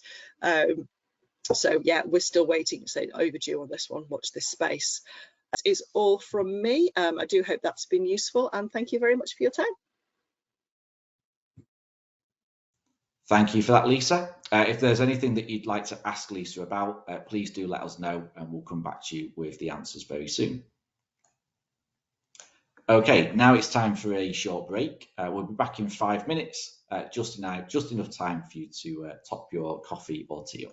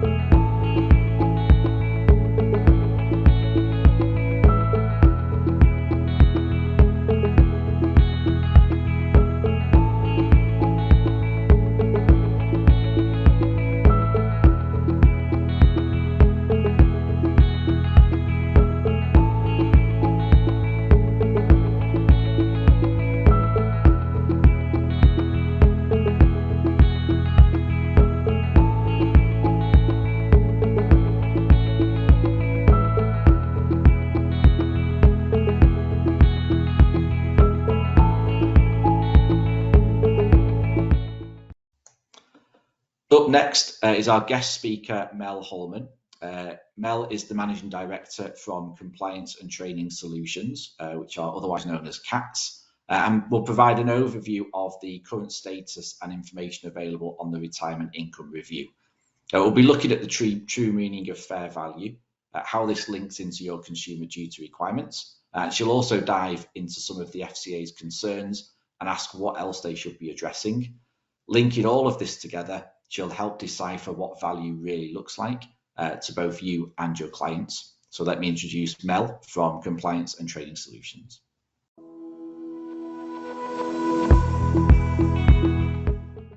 Welcome to this webinar. I'm delighted that AJ Bell invited us, Compliance and Training Solutions, to come along and talk to you today about Retirement Income Review. So a bit about us, Compliance and Training Solutions, or CATS as we're otherwise known. We've been going since 2005. We look after financial planners throughout the UK, and we love what we do. So today, looking at Retirement Income Review, gosh, we've gone through a lot, haven't we, in the last 10 years? I mean, we had RDR 2012, we've had MiFID 2, we've had GDPR, and then of course we've got the Consumer Duty, which we just spent so much time over, didn't we? And of course, the FCA have said that the Consumer Duty is not a one-time fix. It is now, it should be embedded into everything that we do. And that would include the Retirement Income Review, which really we feel now you need to be focusing your attentions to, because it's been bubbling along for a long time. So the point of the session today is for you to maybe, there's a danger that it's going to ask more questions for you than answer the questions that you may have. But to give you an overview of the kind of things that you need to be considering and how that gels in with the Consumer Duty. So, learning points. As I say, we're going to look at the Retirement Income Review and see how that blends in with the Consumer Duty. Why does it matter? Look at fair value. Does our retirement process really reflect fair value? How can you truly define value, particularly for decumulation clients? And what is a centralised retirement proposition, and how does that all fit in with value? So there are some of the things that we'll be covering off today. But let's just set the scene, shall we? So, gosh, the Retirement Outcomes Review started way back in 2016. We had, of course, had Pension Freedoms Act 2015, and the FCA decided, look, actually, we've got all this flexibility now about how you can take your pension pot. We need to look at what that means for the end consumer. And to be fair to them, you know, they did their research, and their research found that there was a steady decline of people being members of DB or final salary schemes, and we've seen the aftermath of that, haven't we, with the mini review that the FCA has done in DB transfer advice. But they also found that because of the freedom that consumers have got in taking their income in retirement, it of course brings around a lot more complexity, and there's a lot more decisions. And if they don't understand the impact of those decisions, it then impacts the rest of their retirement life. So the FCA then, you know, introduced a consultation paper with some recommendations to change. And that then introduced the policy statement 19.1. And within that policy statement, that really introduced welcome packs that product providers have to now publish and issue when somebody's looking to take coming up to retirement age. And those wake-up packs are looking to impart and educate the client a lot more about annuities, what an annuity is, and enhanced annuities, and encourage that shopping around. And the welcome packs also make it clearer for the consumer of what they're paying, you know, and where the money is at the moment. So a lot of work has been bubbling away. But then we had the Consumer Investment Strategy in 2021. And the Consumer Investment Strategy, the FCA started moving their attention away from product providers and over to the advising community. And the Consumer Investment Strategy in 21 looked to, you know, fair play to the FCA. Do you know what I mean? They set out in this strategy document a 3-year plan as to, look, this is what we're going to focus our attentions on for the next 3 years, and this is how we're going to monitor our progress. And so they're going to be basically accountable for the strategies that they're going to implement and what they're trying to address. And within that consumer investment strategy, it reinforced the fact that this retirement income strategy review is not going away, and they're going to be focusing their attentions on that. So, what does that mean for us so far? Well, we had review number 1, didn't we? And that was back in 2020. So the FCA asked a number of challenging questions. So to start with, the examples of those questions was, give me a list of clients that have taken some kind of retirement income. Who gave that advice? When was the date? Were initial and ongoing fees being charged? They asked the age of the client. They asked the withdrawal type, and then whether it was just tax-free cash and income, what was the strategy? And it included, what firms had to submit up was not just clients that were taking an income from a pension, but also other assets such as, GIAs, ISAs, that kind of thing. So they were looking at the income withdrawal strategy. But of course, COVID came along and this review got scrapped. There was a number of firms that did send up files. The FCA, following this information, they requested a number of client files. The firms sent it all up and waited with bated breath throughout 2020. And until such points, the FCA kept delaying the review, and then said, look, we'll just put it on hold indefinitely. And then people wondered, what's happening? Where's this going? So the FCA then issued review number 2, and that was in June last year. Now, this was a voluntary questionnaire, supposedly. That was a whopping 61 pages long. Now, what I think is interesting about this questionnaire is, one, it did include equity release. So it wasn't just, again, pensions and your other assets that you're using to take an income from, but it started venturing into equity release and identifying, I suppose, that there are a number of clients out there that don't have pension pots, large pension pots. They've just got their state pension maybe, and they need to use some other asset to help them with their retirement income. So this questionnaire really got quite, well, as I say, it's quite chunky, but some of the questions were really quite involved. I mean, basically it looked at, the firm oversight, who the firm's target market was, the types of services being offered. They looked at charging structures. They asked questions, for example, do you have a different charging structure for an accumulation client compared to a decumulation client? Never seen that question before. That gives you an idea of where the FCA's thought process is perhaps going. They asked whether a firm used a platform. They looked at in different investment selections, different investment strategies. They did ask about a withdrawal strategy. Again, never seen that question asked. They asked whether we do any particular retirement income fact find, specific fact find for retirement, like decumulation. Looked at what risk profiling tools firms use, research, cash flow modelling. And on top of that, they looked at the staff competency and remuneration. They did ask if a firm has a centralised retirement proposition. They also asked about how often does a firm do any rebalancing at all. It asked about whether you use discretionary investment managers. I mean, it really was quite involved. And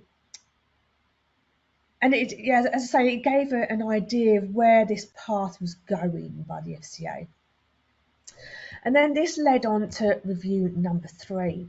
So a number of firms who completed that voluntary questionnaire were then contacted again, and they had to submit more information. Now, it turns out I've seen 2 different FCA communications asking for follow-up information, and they've been different each time, pretty much. It looks like they are making it quite specific to the firm. But some ideas of what the FCA is asking for is around a copy of the organisational chart for the firm. That's always a standard. That always happens. Copy of their new business register.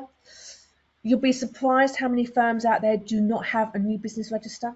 So just, the FCA do expect you to be able to produce, whether that's an Excel spreadsheet or from your back office system, how much business and what advice are you writing in any given time and by whom. It asks for a documented process for conducting annual reviews. It's asked for a vulnerable client policy, the Consumer Duty implementation plan that all firms had to have in place by the end of October 2022. It's asked for a risk register. It's asked for statements of responsibility for each of the senior managers, the directors, and copies of introducer agreements. Now, if there's one thing or two things that you take away from today, if nothing else, is one, make sure that you have a documented process for your annual reviews. Whenever we do annual audits, for example, on firms, we always ask firms, what is the process? And every firm can give me an idea, what the process actually is, including about charges, disclosure, and things like that. But this is asking for that process to be properly written down. So if you haven't got it properly written down, then go away and do that. The other thing is asking for a risk register. Now, there's nowhere in the FCA handbook where you see that all firms have to have a risk register. But what it does say under CISC is that all firms need to be able to identify what risks the firm faces and what they're doing to manage those risks. So again, if you don't have a particular risk register, start thinking about how do you evidence that the firm is looking at risks. Is it at minutes of management meetings? Is it minutes of board meetings, for example? You can have an Excel spreadsheet that says, this is the probability and then the impact of this risk occurring. Some people will have traffic light systems, for example, for their risk register. Point being, it doesn't matter how you address this, but if you got contacted by the FCA asking for a copy of your risk register, what you got to submit? Because you want to be able to be in a position whenever the FCA asks for information that you can get it off your desk quick. It makes you look efficient, makes you look as if you know what you're doing, and the chances of any deeper scrutiny starts to reduce. So that's where we are at the moment. This firms been contacted, they've sent up their information. The FCA on their website has said they were looking to send out publish feedback as to retirement income review at the end of last year. That's obviously been delayed, and they're now saying Q1 2024. So I checked this morning, and nothing as yet from the FCA in terms of feedback. So watch this space. So I've got nothing to give you concrete as to where the FCA is going with this and their findings, but let's explore where the direction, given the questions they've asked us, let's explore where they might be going and start thinking about, if you got asked these particular questions, how are you going to answer those? So if you remember at the beginning, we said we're going to look at how the retirement income review, it started off back in 2016, plotting its way to us now in financial planning firms. In 2024, how does this fit in with consumer duty? Now, of course, guys, you'll know this grid off by heart, I'm sure, about the consumer duty. So we've got the principle, the high-level principle that says that we must act to deliver good outcomes for retail clients. So that obviously the consumer duty does not apply to professional clients or eligible counterparties, but in the main, all financial planning firms are dealing with retail clients, of course. And then, of course, we've got the cross-cutting rules, acting in good faith, avoiding foreseeable harm, and supporting their objectives. That's really relevant, isn't it? To somebody going into retirement, and that ongoing need to make sure with that relationship with the client of avoiding foreseeable harm.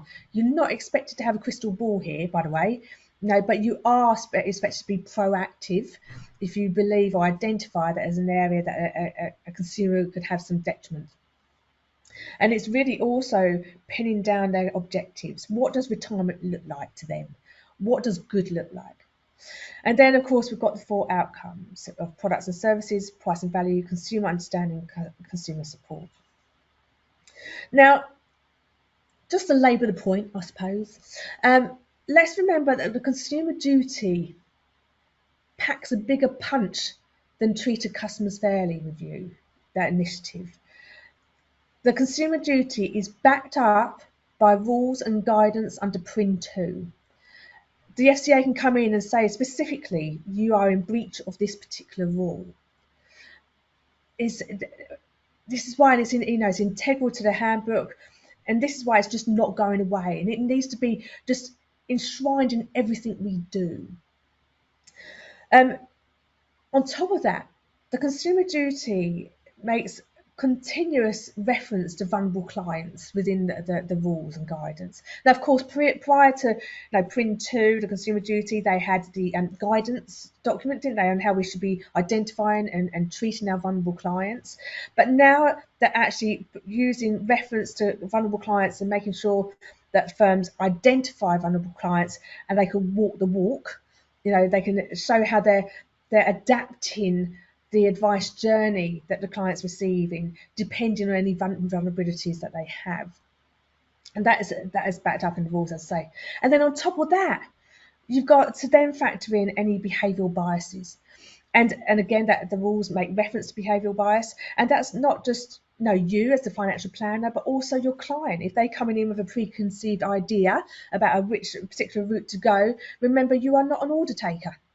Your obligation is to make sure that you're given a recommendation that is suitable and is meeting their financial objectives. And there will be times where you will have to say things to clients that they do not want to hear. But this is where you have to educate them and get over this behavioural bias. And we also need to challenge ourselves, don't we? Do we have a particular bias that we could be imposing onto our client as well? So, gosh, just this consumer duty is just massive, isn't it? And we're just still feeling our way through and looking and seeing what good looks like. But let's move this on into that retirement journey. So here's retirement life cycle. So I've broadly put these ages in place. Don't read too much into this, but we've got from 20 to 55, or it could be 18 to 55. So you're accumulating those funds, aren't you? You're an accumulator client. We've got workplace pensions, most probably, and you're gradually putting in that income, and you don't really know what retirement looks like, especially when you're so young, and you've got other priorities going at that time. But then age 55, the current age that you can take a pension benefits, you're starting to think about retirement. Then more likely between 60, 67, you may be thinking that you are retiring, and you've got those golden years, haven't you, where you that's where you want to go travelling, or you're doing something to the house, or you get your motorhome, and hopefully your health allows you to do this. And then of course you moves into 80s plus, where you may be starting to slow down and possibly thinking about care costs. So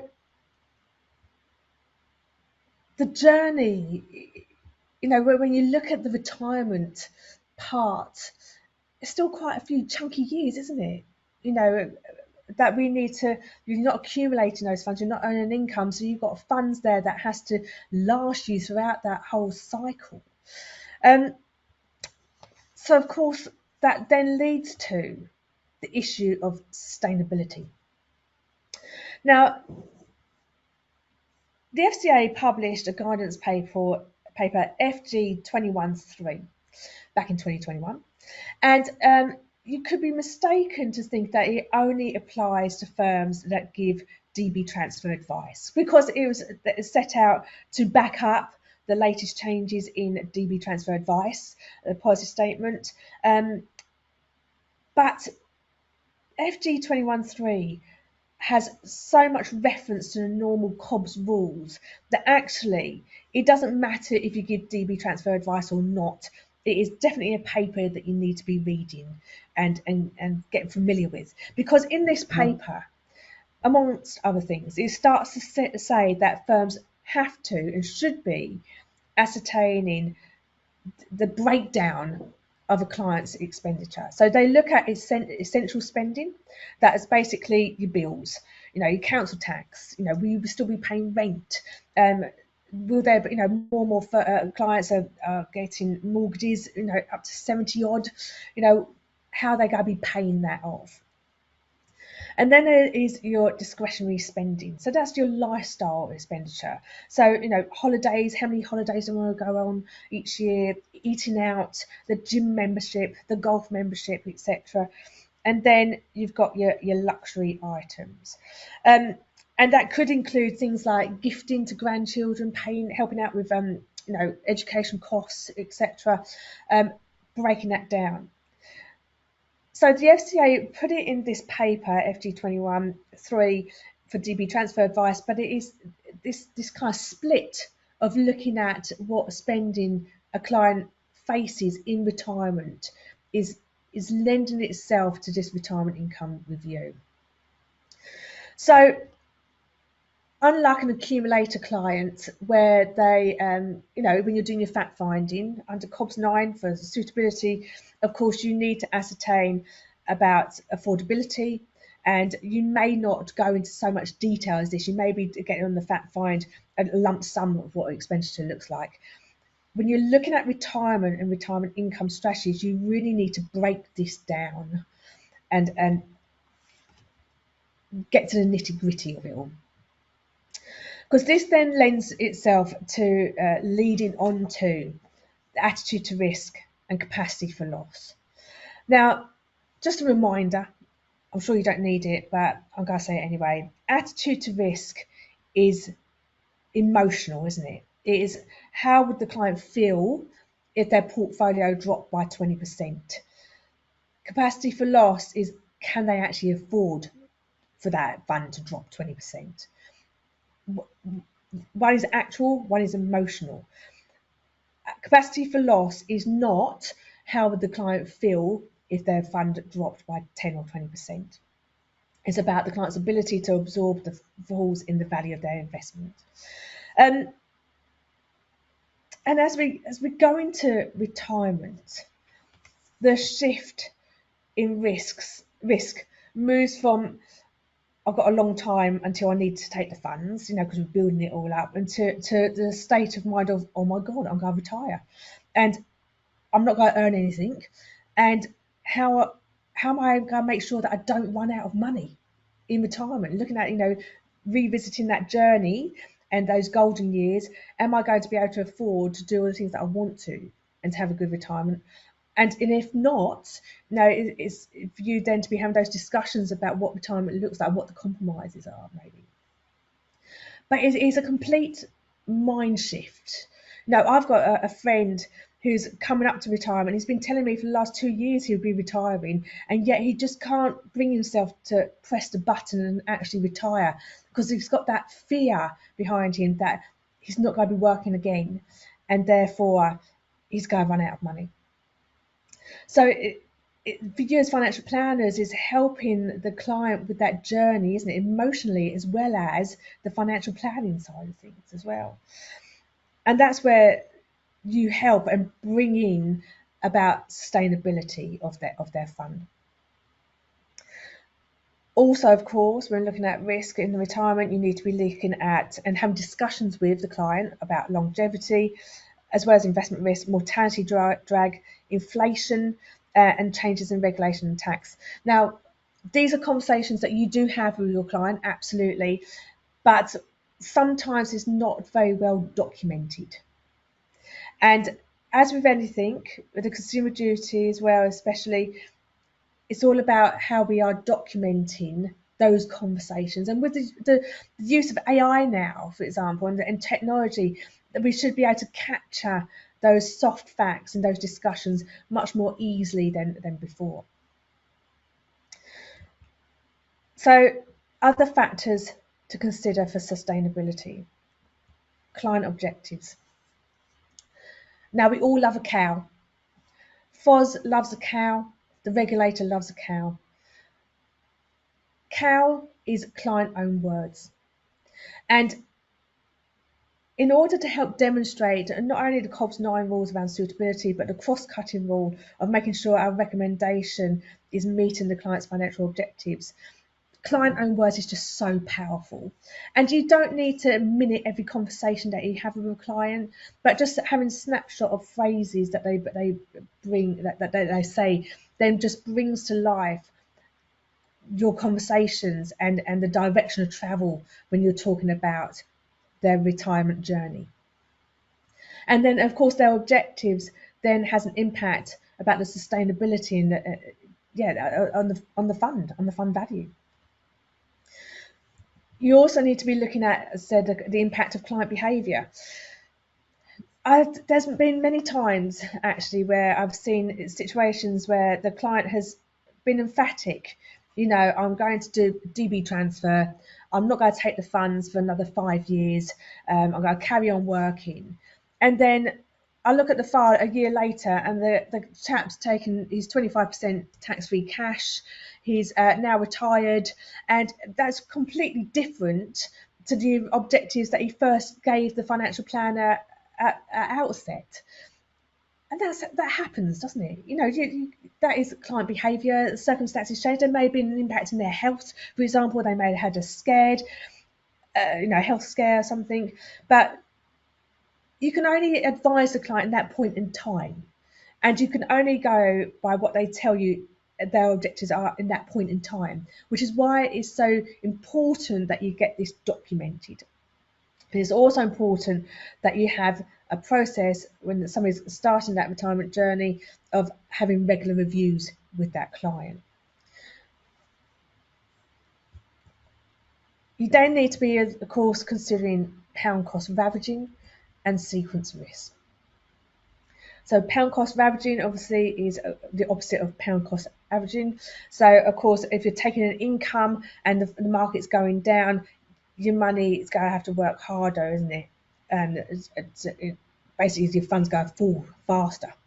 Sequence risk, is the fluctuations, and if we have a downturn in the markets, will you have enough time to build up the funds that you need to again?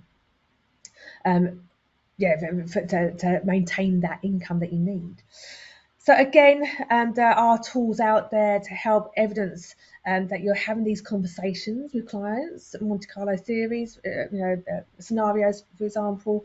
But again, sustainability in the retirement income journey for the client is just so key, which is why you may need to be thinking, if you haven't got already, some kind of retirement income fact find, or again, the process. How do you capture all this?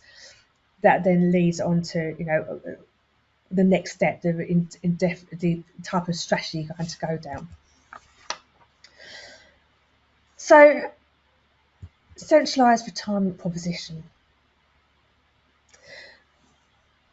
As we know, under PROD and Consumer Duty, we need to identify who our target market is and look at the process, the investment strategy process that we're going to have in place for that particular target market, and the journey that client is going through their life. So we've got the accumulation, and it's our centralised investment propositions, and then of course when they're actually taking monies from those assets, whether it's a pension, GIA, offshore bonds, ISAs, they're spending the money to help them manage retirement. Firms need to start considering their centralised retirement proposition.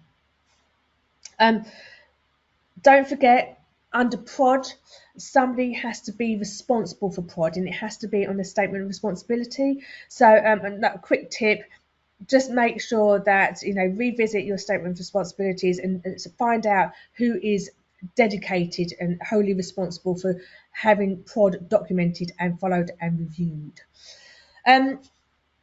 So back in 2020, Rory Percival, when he was working for the FCA, was going around and educating firms and advocating that we should have a centralised retirement proposition in place. And The centralised retirement proposition has a different emphasis to our CIP. It needs to be one that is a repeatable process, as much like our CIPs, but it's also one where it needs to be flexible. Remember, we need to be able to adapt that centralised retirement process to accommodate our vulnerable client, for example, or somebody who, if we just said everybody's going to have an annuity, that may not be appropriate for the client. Again, revisiting it back to the consumer duty, meeting the client's objectives. If you have a steadfast way of doing things, you're in danger of not being able of breaching that cross-cutting rule, basically. So again, you won't see anything in the handbook that says you have to have a centralised retirement proposition, but it certainly seems to be the way that is going.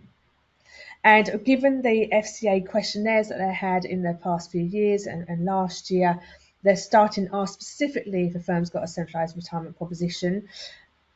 That's kind of a big hint, isn't it? So if we haven't got a CRP in place, we need to be thinking, well, why?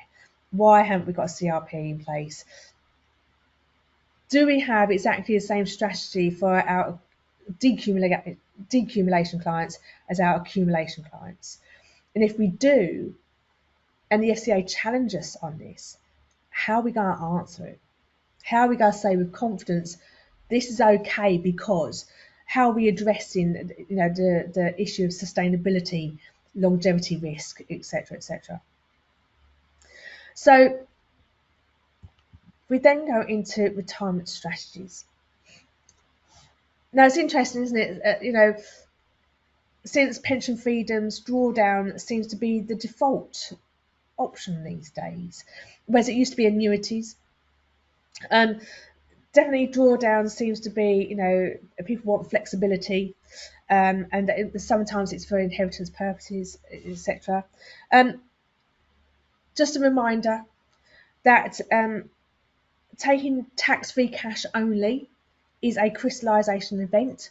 It is drawdown. The amount of times I see firms that are not documenting when somebody just takes their tax-free cash, they see it's just a withdrawal from a pot. It is a withdrawal from a pot, but it's also a crystallisation event and full advice has to be given. And the FCA, in their latest discussion paper, DP 23.5, the advice guidance boundary, they say that they've excluded drawdown from the proposals of simplified advice because the nature of drawdown is complex. For drawdown clients, they have to be engaged in the process. They have to have regular reviews to make sure that we're looking at the sustainability of the fund, adapt for any changes, etc. We need to be sense checking their capacity for loss, their tolerance for fluctuations. We need to be and should be introducing as part of the process. As somebody gets older, they start to get more disengaged. They start not having their annual reviews because they can't be bothered, or they find it complex. Their attention span may be dwindling. So do we have a process to make sure that we're getting and encouraging clients to have lasting powers of attorney in place? Because those LPAs would then be stepping in for those drawdown reviews, for example. Have you started to think about what happens as the client gets older? Starting to see it more and more, especially when the client gets dementia, they're more frail. How firms are finding themselves in a difficult situation now because they haven't got an LPA in place, and the contracts, of course, in drawdown you're still incurring charges for the investment process, the platforms, and for advisor charges. How is that all coming into the mix? More on that in a minute. So, of course, you can also be looking at annuities, and that includes enhanced annuities.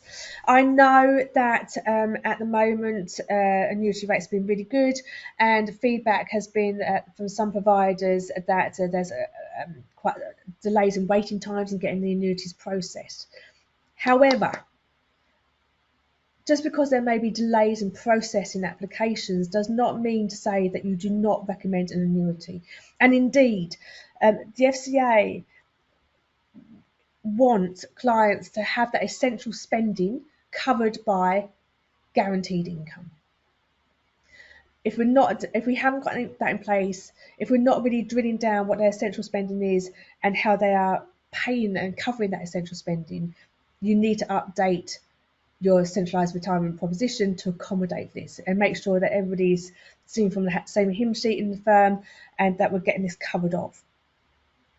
Of course, you do have third-way products. So third-way products being where the client can get a guaranteed growth on their fund, or they're taking an income and there's still an underlying value of the fund, tend to be some higher charges, but they have their place. Some people like that kind of hybrid approach of a drawdown and annuity. And if we are discounting third-way products from our prod, from our retirement strategy, why is that? Because sometimes they may be appropriate for a particular client. Remember, we've got to meet the cross-cutting rule of meeting the client's objectives.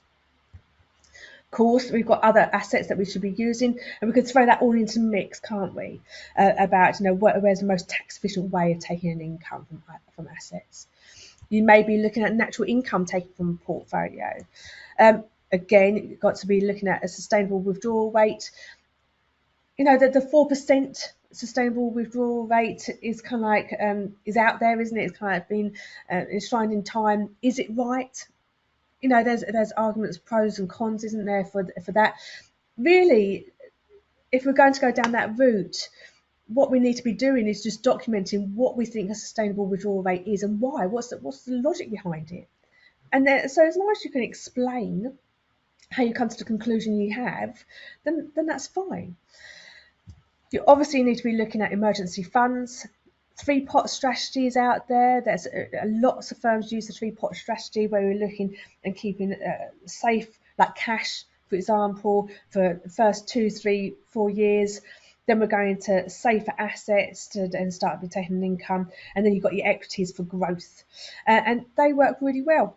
And then there's a school of thought of the Nick Murray strategy, where I've got some firms where they do keep aside 2 to 3 years of expenditure in cash, and then everything is invested 100% into equities. Again, that's fine, as long as the firm has explained and had those discussions around longevity risk, capacity for loss, etc., etc. They're all retirement strategies that you can consider. Remember, you've got to know your target client. So that really needs to be defined within your prod. So then we're going to cash flow modelling. Now, cash flow modelling is not mandatory. Nowhere will you see in the handbook that it has to be done. But it's getting to the point where it's pretty much impossible to do without some level of cash flow modelling. Now, I know that, cash flow modelling is, level. It doesn't take into account changes within, from year to year. It's using assumptions, so it's wrong as soon as you publish it and talk about it to the client. But they are really powerful, aren't they? In a visual. Now, thinking about, again, consumer duty and about how we communicate with our client, how we get them engaged in the process. Don't forget, we've got to check their client understanding. Doing something cash flow modelling where it is visual helps with that client journey.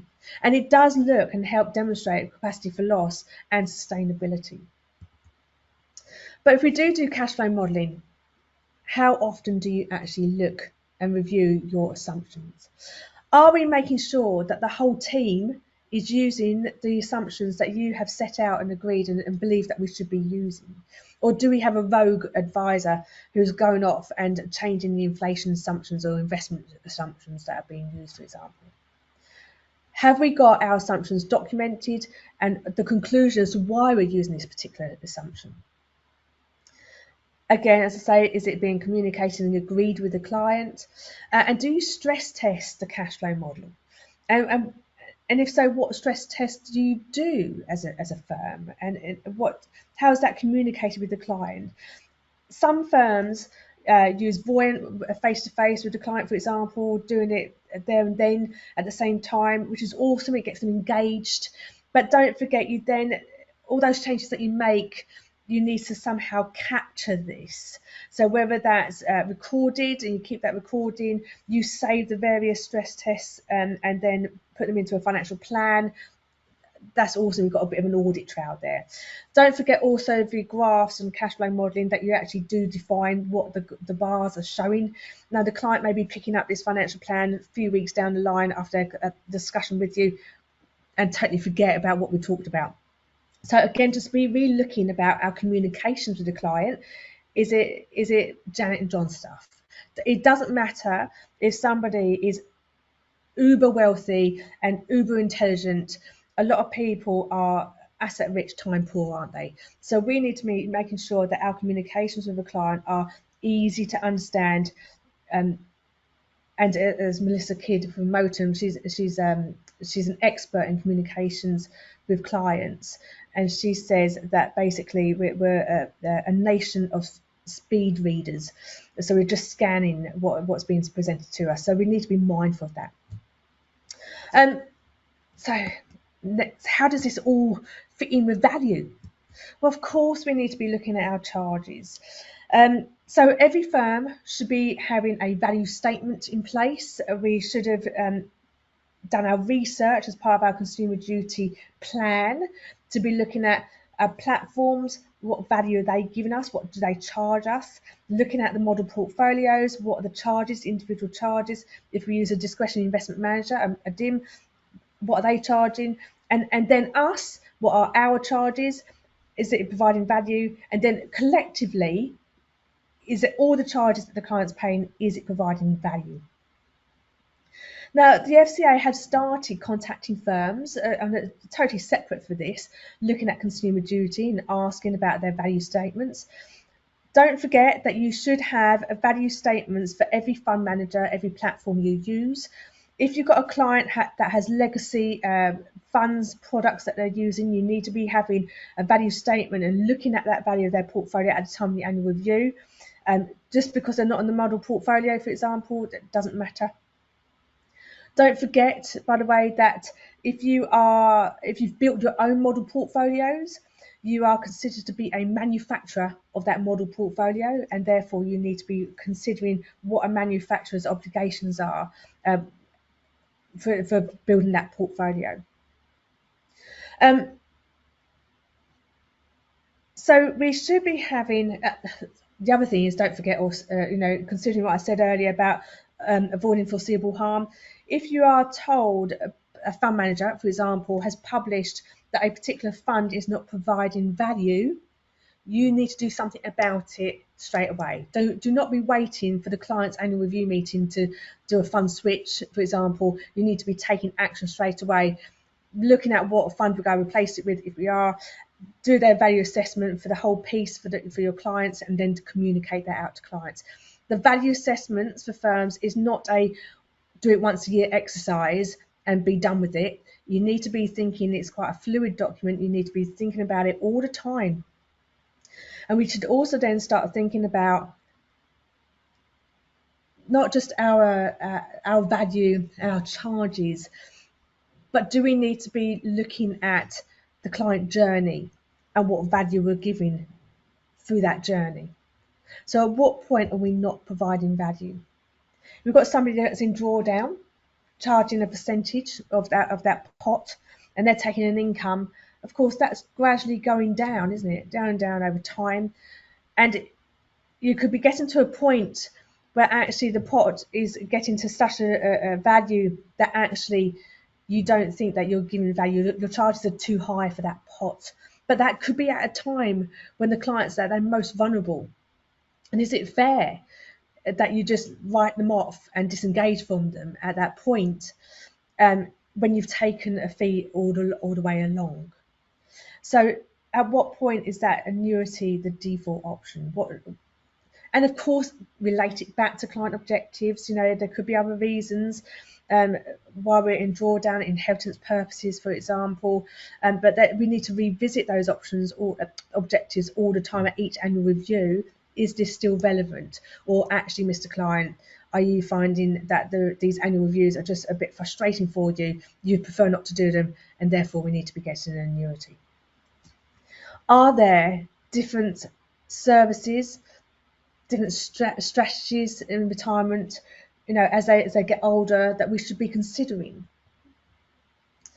As I say, what happens when the client gets older and loses interest in the annual reviews. And on top of this is the vulnerable clients at all times. There's an argument that charging a flat fee each year can better show value, because it's a set fee. And it's not dependent on the fund value going up and down. It is what it is, and this is the process, and this is what you get for your set fee. Not all firms are doing that. Some firms have done it and then moved away from it for whatever reason. But these are, I think, some of the types of questions that the FCA are going to start challenging firms. And if we're going to have a percentage fee, that's okay. But how are we going to explain how our service is different for our decumulation clients, and how do we manage that conflict, I suppose? Management information is your friend here. Management information can help demonstrate the value that you're providing along this client journey. Complaints, errors logs, tracking your client review meetings, looking at the client feedback, obviously. This we take for granted and see it as like a standard KPI, but actually what you need to be doing in demonstrating and documenting is, what is it actually telling us? Are we starting to get feedback from clients that they don't feel they're getting value, they're shopping around more, for example? How do we compare to our peers? What else? We need to be, obviously, with as I've alluded to, with the consumer duty, looking at our client service. Do we have a different service for our decumulation clients compared to our accumulator clients? Do we have enough resource in place to deliver that service? How can we drive down those costs and provide value to our clients? Now, don't get me wrong, cheap does not mean value, and the FCA acknowledged this as well, but it's different needs, isn't it? As somebody's in retirement, their objectives, their needs are different to those accumulator clients. And of course, as I said before, is looking at our client communications. Just one thing while I think about client service, a lot of firms are starting to introduce an end of life guidance document. Sounds a bit morbid, but it can give clients peace of mind about, gosh, if something was to happen to me, this is what you need to do, for your wife or your spouse or whatever. And there's other software out in the market as well, where you can have a bit of a online locker service where you keep copies of your will and such like. It's just a nice added touch, and I think it is demonstrating to clients and to the FCA that you're thinking about that whole client journey and giving peace of mind and therefore value. Just food for thought, really. So the conclusion. So we don't know what the feedback from the FCA is going to be for this, but what I would say quite confidently is that we should have a documented strategy for our decumulation clients. What you don't want is the FCA saying, well, the objectives of a decumulator client is different to an accumulator. How are you addressing this? And you'll be going, of course I know it is. And I treat them all the same. I use exactly the same fact find for both processes. And the FCA says, but why? They're totally different stages in their life. Now, you could have the answer, and that and it could be something really quite straightforward, which is good, but make sure it's documented. Now, if you get challenged by the FCA, you don't remember what I said earlier. You want to be able to whiz off that document to the FCA straight away to show that you're efficient. You've thought all this stuff through. You've thought about sustainability risk and withdrawal rates, and this is the logic behind it. The FCA. The FCA, when you're looking at investment strategies, don't care which investment strategy you use necessarily. They don't care if you're active or passive or blend, if you use a DIM or not. What they do care about, though, is that you have thought through the process and you can evidence the conclusions that you've come to. And so, therefore, if you are the Nick Murray view, where we're using just cash and equities, how is that being effectively communicated to clients so they understand all the risk and how you are accommodating all this? If we are doing percentage charging, and we're supposing we're charging exactly the same for our accumulator clients as our decumulator clients, it's 1% all the time, fine. But how do you justify that to the FCA? What change in service is there to accommodate for that decumulator client? Basically, it's making sure that you have thought all this through and you have the evidence to back up your thought process. So that is it. That is me. That is a session. I hope you got something out of that. If nothing else, some food for thought. Enjoy. Last up, but certainly not least, it's Andy Adshead, who's our Investment Business Development Manager. He's going to take up the final few minutes of the webinar just to run through the variety of at-retirement solutions, taking into consideration volatility bands and risk. This session should help you evaluate your current solutions and check how they work for you and your clients, whilst also taking into account regulatory considerations.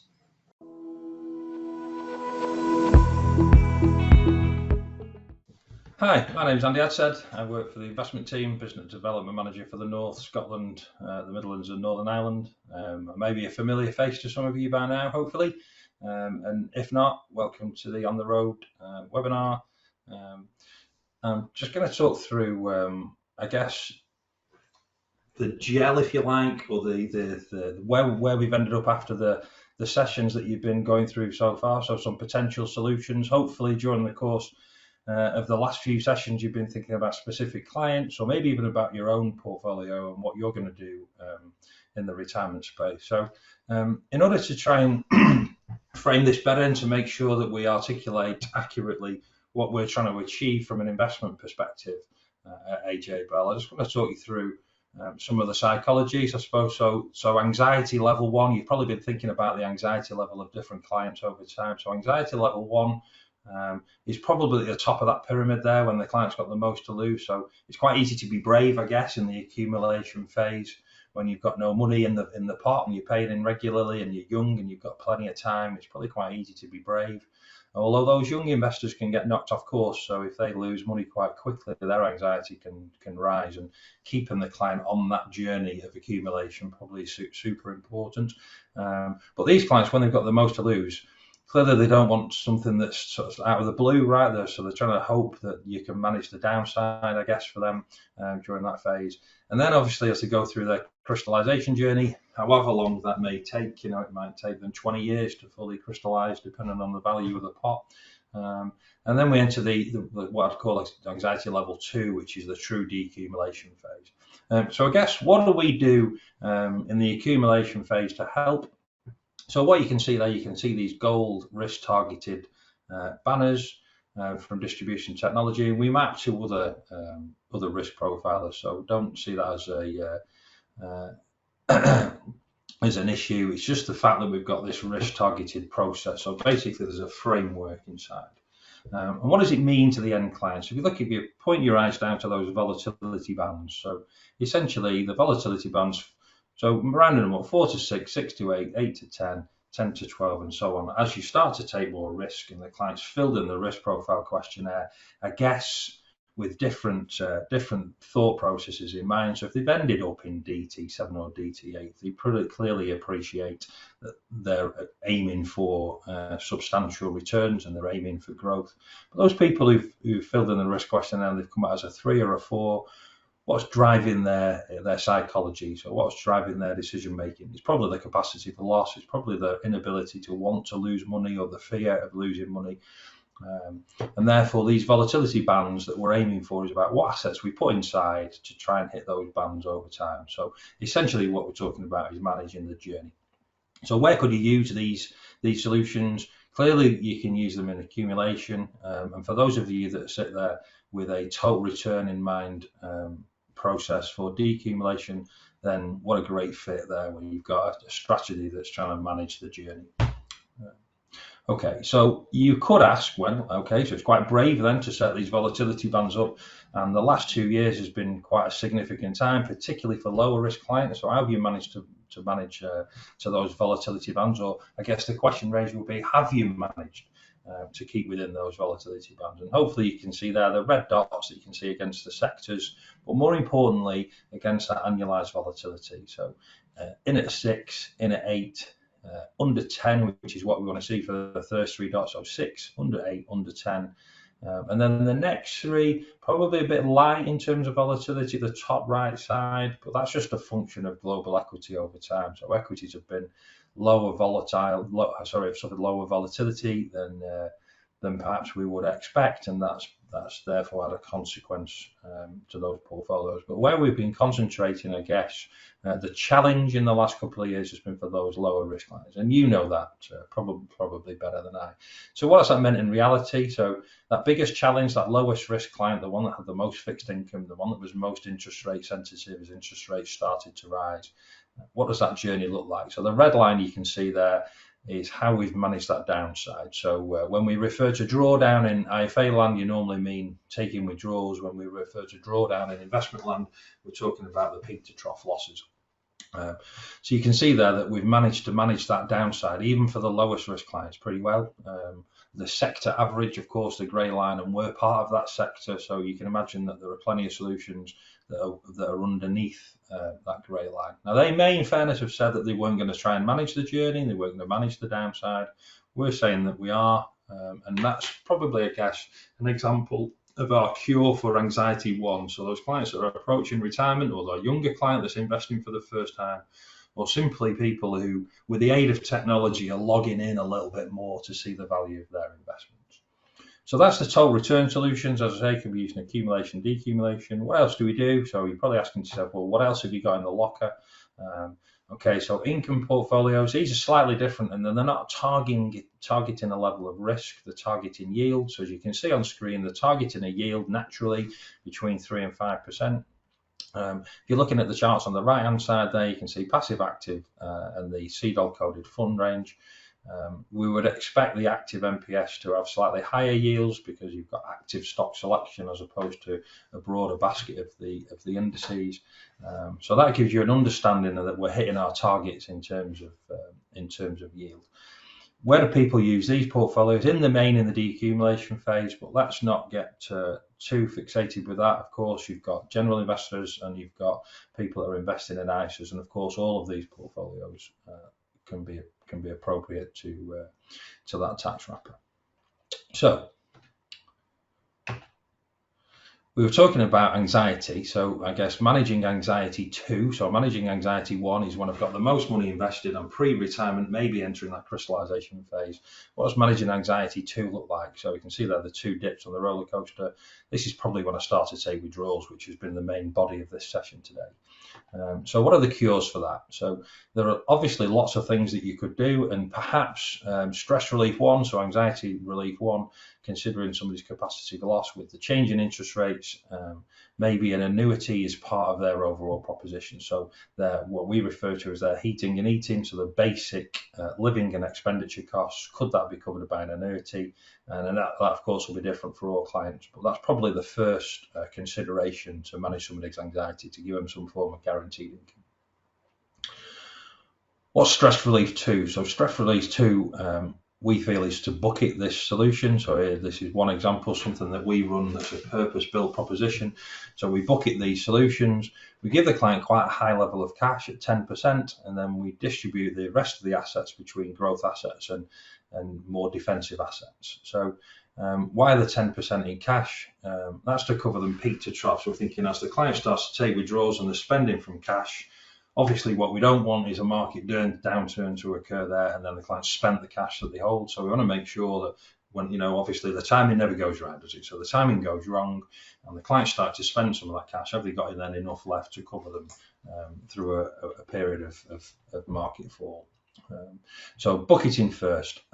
What comes next then? So we then feel that using that bucketing strategy, we can then produce a natural income, and then the natural income comes from the growth assets and the defensive assets, and clearly tops that cash-like reserve up. So the yield feeds into the cash-like reserve in order to be paid out to the client. So this is an advantage in keeping the entire client's portfolio liquid. So when they come to you and say, I know we set up our plan and we've got X amount of pounds that we're going to draw out, but something else has occurred, and can I just have X pounds, so 3, 4, 5, 10,000 pounds, I don't know, whatever the number is.